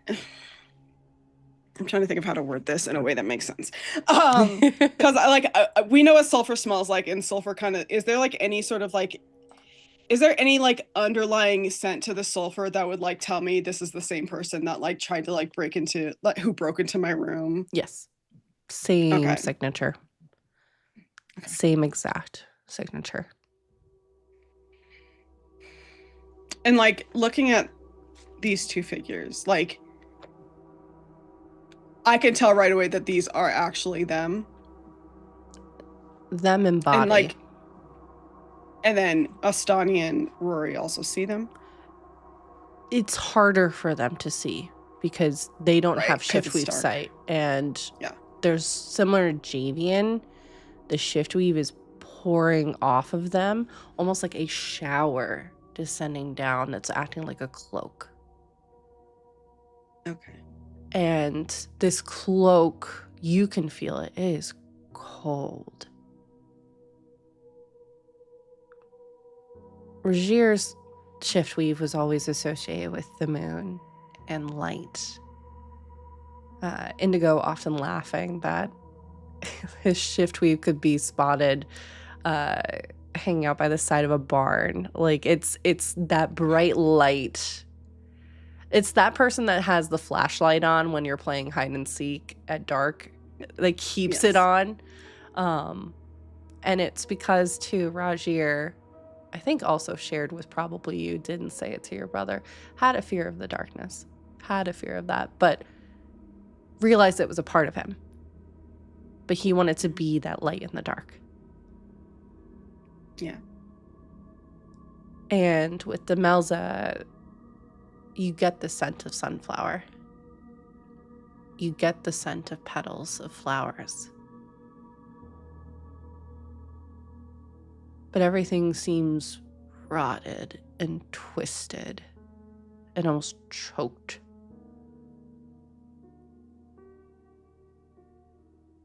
And after a moment, you hear this as from Demelza's cloak.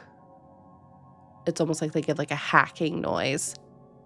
And you hear a click as their head kind of moves to the left. I think there's a moment when I trick myself almost into thinking, oh, she's still alive. But then logic kind of kicks in. Because why would they be down here?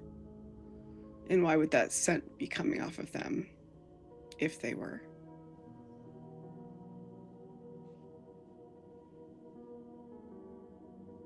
You said they're being puppeted on strings right now? By the shift weave, which looks a sickly green teal with accents of red and orange. Imagining that sulfur kind of flavoring. Yeah. But yeah, it's hanging suspended, almost like like I said, kind of like a rain cloud. Yeah. And when like the head shifts, do I see like that sulfurous like string of shift weave kind of move to manipulate? Okay. Yeah. And sure. You can see from as Demelza's face kind of shifts to the left, looking at the wall. She's still not looking at you. You can see decay has settled in, and you can make out her eye, at least her left eye, is a milky white. You can see the necrosis has set in too quickly.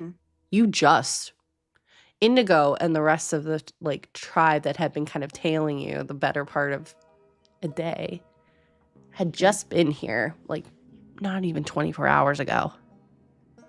Yeah. Can I would like to try something. Okay. I know my sword I can imbue with spirit. Correct. Could I imbue it with shiftweave? You can. Then I would like to do that, and I want to try to cut the strings holding up the both of them. Okay. How many Well, the sword can hold up to 5 spirit charges, Yeah. so I'm not sure if that would translate into shift as well. We can translate that, since now you're moving more into the shift weave portion. We can change that wording from spirit to shift weave, if that makes, because I feel like Okay. that is part of your spirit anyways. So Yeah. So if Okay. you're okay with that, we can change that wording. Totally fine with that. Yes, I'm fine with that. Okay. Okay, then I will like just fill the sword up to the max, and then I'll. What memory? Do you need me to do it? What memory do you use to imbue the sword? Because shift weave is also memory. Right. I mean, I think it's those 2 memories that you asked me about. Okay. Like, I think I see Demelza and I see Rogier, and I can only think of like just the last times I saw them are like my favorite memories of them, and just like, you know, associating Demelza with sunlight, with like that green and gold blur with the autumn leaves, and then Rogier with like their bright, they're like almost contradictory bright shift weave, glowing in the dark, basically. Wanting to be a light in the darkness, because they, even though darkness is a part of them, they know it can also be scary. Sure. You imbue. Okay. And I guess I'll make an attack roll. Sure. I'm going to use Sparky to give me advantage. Okay.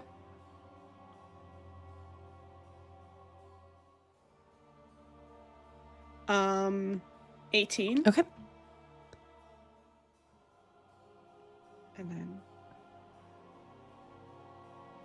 dirty 20 for the other Okay. one. Both hit. But a couple things happen as this occurs. One, as you approach Would you go to Demelza first or Regier first?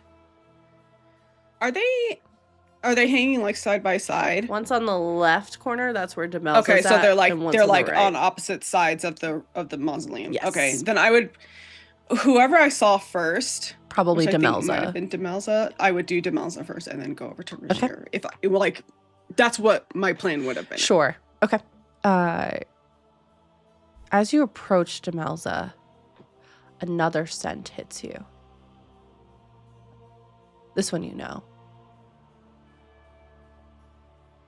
Indigo. I'm gonna fucking kill you, Jordan. I'm gonna fucking kill you. Their scent specifically is strong, and you can see it almost radiating as dried blood off of Demelza's hands, which are slightly elongated, almost like Ares were a day ago. So, like, Demelza attacked him. Looks like it. But he's not here. He is not in the chamber. You're not getting... You can see blood splatters of indigo. Faint. Like...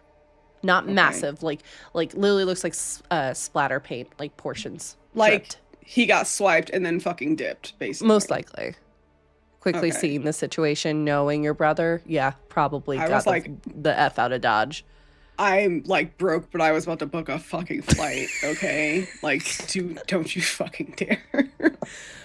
Yeah, so it looks like Indigo was injured in the crossfire because you can also faintly smell it, the same sense on Regier as well.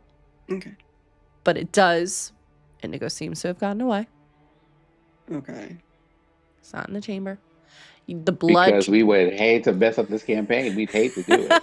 The blood... Take the whole... We shut it down. The blood goes back up the stairs. So seemingly out of the Okay. mausoleum versus further in.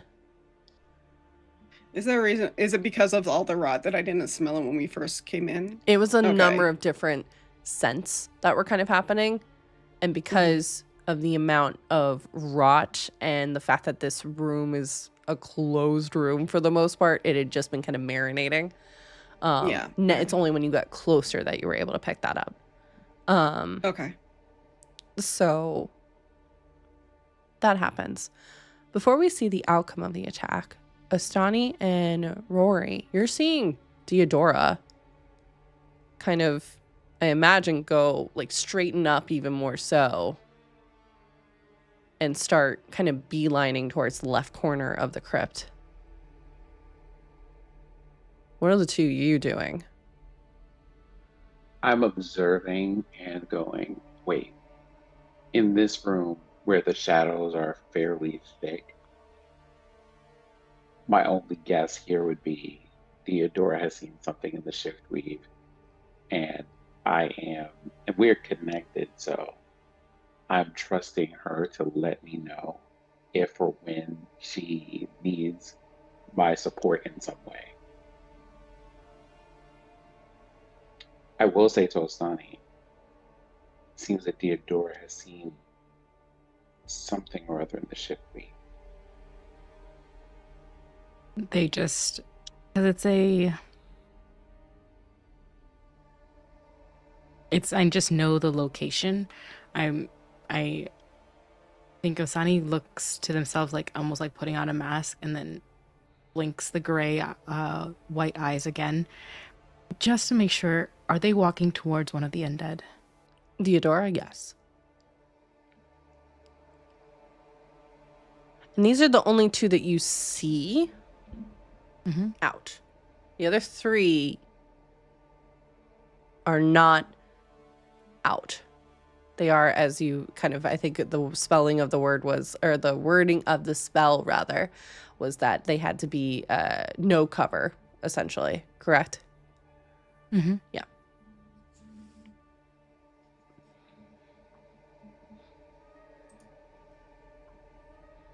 They nod to Rory, but they still say, like, let's just follow. Yeah. Well, I would say as far as things to do, we'll need to stand ready to help our friend if she needs it. Yes. Yes.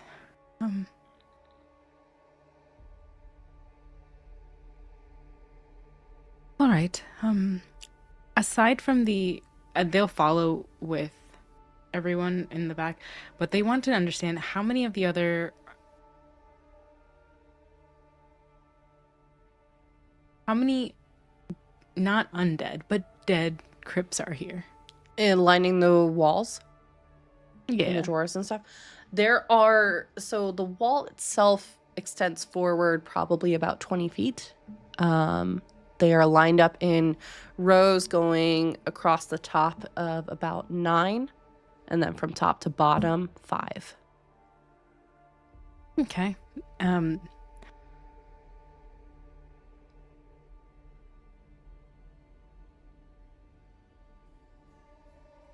And they're like long dead, right? Like longer than 10 days, just in case. Yes, there are no newly dead, at least noted in the crypts here. There's no new drawers or any plaques. You would know this too. The most recent resident of this crypt dates back about 5 years ago. There's not been a new burial from the Mayer family in a while. Okay. They just count and they note the age and walk forward. And as if they were counting to almost keep it in their mind and then realize I might need a different path, they just toss it away. And with their new stealthy shoes, they just follow. Stealthy shoes. I love it. Okay. Go ahead and roll damage for me, Deodora, on those hits.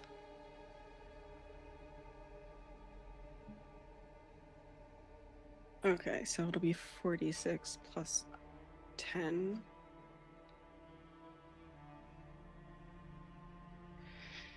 Okay. 25 25. total. Your blade meets with Demelza's strange shift weave that's hers, but also not at the same time, twisted into something else. And it's like hitting metal, which is so not Demelza's kind of style. She was always very fluid and moving throughout nature. This is pushing up against a wrought iron fence. Spiked, painful, and it clangs, almost repeating, echoing through the chamber. A loud noise. Astani, Rory, and Deodora, can you please make a dexterity savings throw?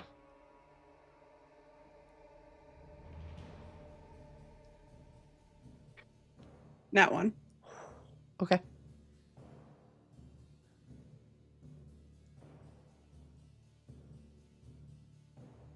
Uh, 11 plus 2. Why can't I do that? 13. Okay.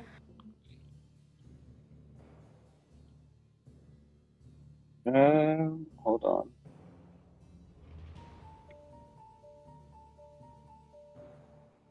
That is a total of 19. 19. And what was the total damage that you rolled again, Deodora?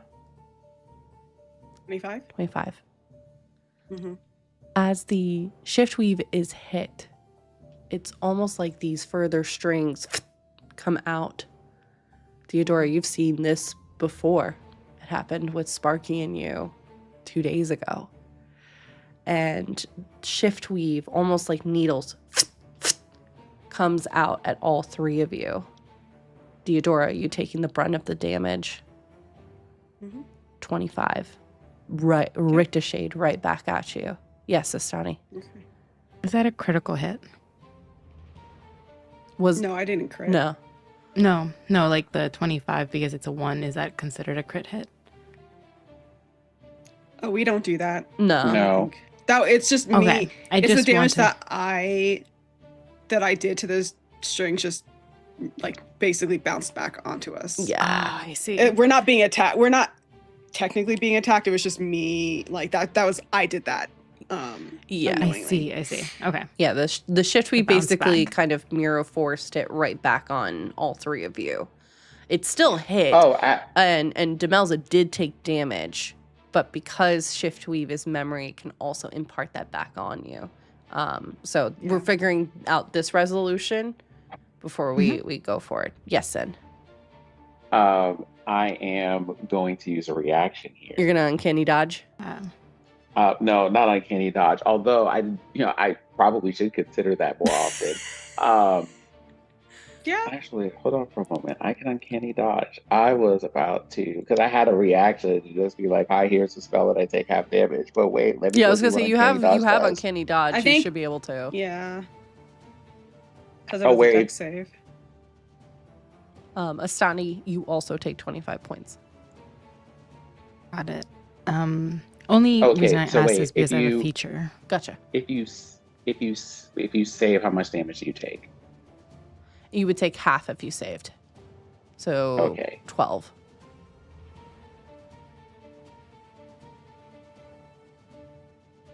Oh no, that is not what I did. Yikes. And what's the feature, by the way, Astani, that you mentioned? Oh, it's all it notes is if something got a critical hit, I can change it to a normal hit. Gotcha. And so that's what I was understanding because they rolled a 1. Would they have something worse? Gotcha. Okay. Yeah, we don't double any damage for nat ones. It's just with nat 20s. So Then yeah, this is something that I'll have to, because I want to use it in the future. So if there's something where there's some worse, I can mitigate it. So Sure. yeah. But you're good. We can do some will- brainstorming. it's evasion that we're thinking about. Gotcha. Not uncanny dodge. Not uncanny dodge. But yeah, he wouldn't take any damage. Okay. So Rory, Because he passed. Yep. So Rory, you're able Right. to dip out of the way. And at that moment, Demelza turns towards you fully, Deodora. Mhm. And you can see the rot settled across her skin. Black spots, white, almost like parchment, and dust. Eyes milky white with an undertone of teal. Save for one, her right eye looks like it's been almost missing. And that's all I'll say, so we don't get too much into detail, but it looks like it's almost missing. It looks like her neck was completely slashed. There's a deep cut. And you can actually see some of the shift weave is also kind of puppeting in that area as well. That seems to be where a lot of the joint connections for her chest are. Armor is looking like it's gouged out the very front of it. You can see the stomach kind of plate across her armor has been ripped away, and you can see what appears to be almost like entrails that are kind of out. She is hunched over, kind of, again, every slight movement is a click. And you just see the shift weave almost like puppeteering completely. Regier also moves into facing your direction, more specifically taking a look at Astani, locked in. And it's at this point you can hear drawers slowly opening in the chamber around you. And that is where we'll pick up next week.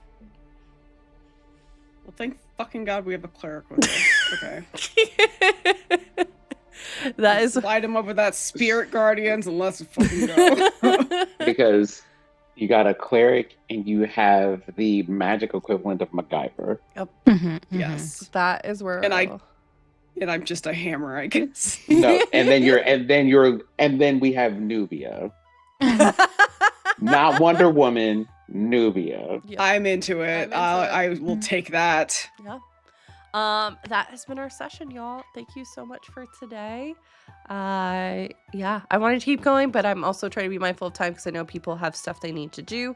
So we will get right into combat right when we get started next week. I will have the cast roll initiative off stream, so we're getting right into it because I know they're dying to get into initiative and to fight some things. So we're gonna just get right into it. Well, I mean, now I'm fucking not. Thanks. Just looking forward to comment until now. I'm sorry. I was looking forward to combat. Okay, cool. You should fight your friend. Yeah. I'm sorry. Are you? No. Once again, I need to petition the court here. I need another court case. But I just want to remind the audience that this season started out and like it's still something that Theodora's grappling with her like having lost friends because they kind of left and now she has to deal with that again. Yep. So I will be cursing Jordan out. This stream. Let's go ahead and do outros where we can find and support all the wonderful things that you do, because this cast is incredible. We're gonna start with Mott's. Hello, hi, I am Mats. I'm playing Ostani, and I cannot wait for combat now. It's wonderful. I'm so scared as soon as all the drawers are open. I will be online tomorrow with Forgotten Adventures. We're doing an extra long episode. There's a lot of stuff happening. I said the team should not only split the party, but split the party 3 ways, and then all of us got into danger. Gonna be wonderful. Also, 2 of the people that my character, or like, I guess, I don't know, are paired up together. It's hilarious. It's very dramatic and ridiculous, but also incredible. So definitely come and check us out. And then, what is it? Later on this upcoming week, it'll be my Twitch anniversary on the 24th. So doing some wonderful games and things over there. Wonderful. Thank you so much. We'll jump over to Sin. Sorry, I was busy slandering you. I figured as much. Don't worry. I'm Sin, your resident player, performer, producer, narrative, consulting person.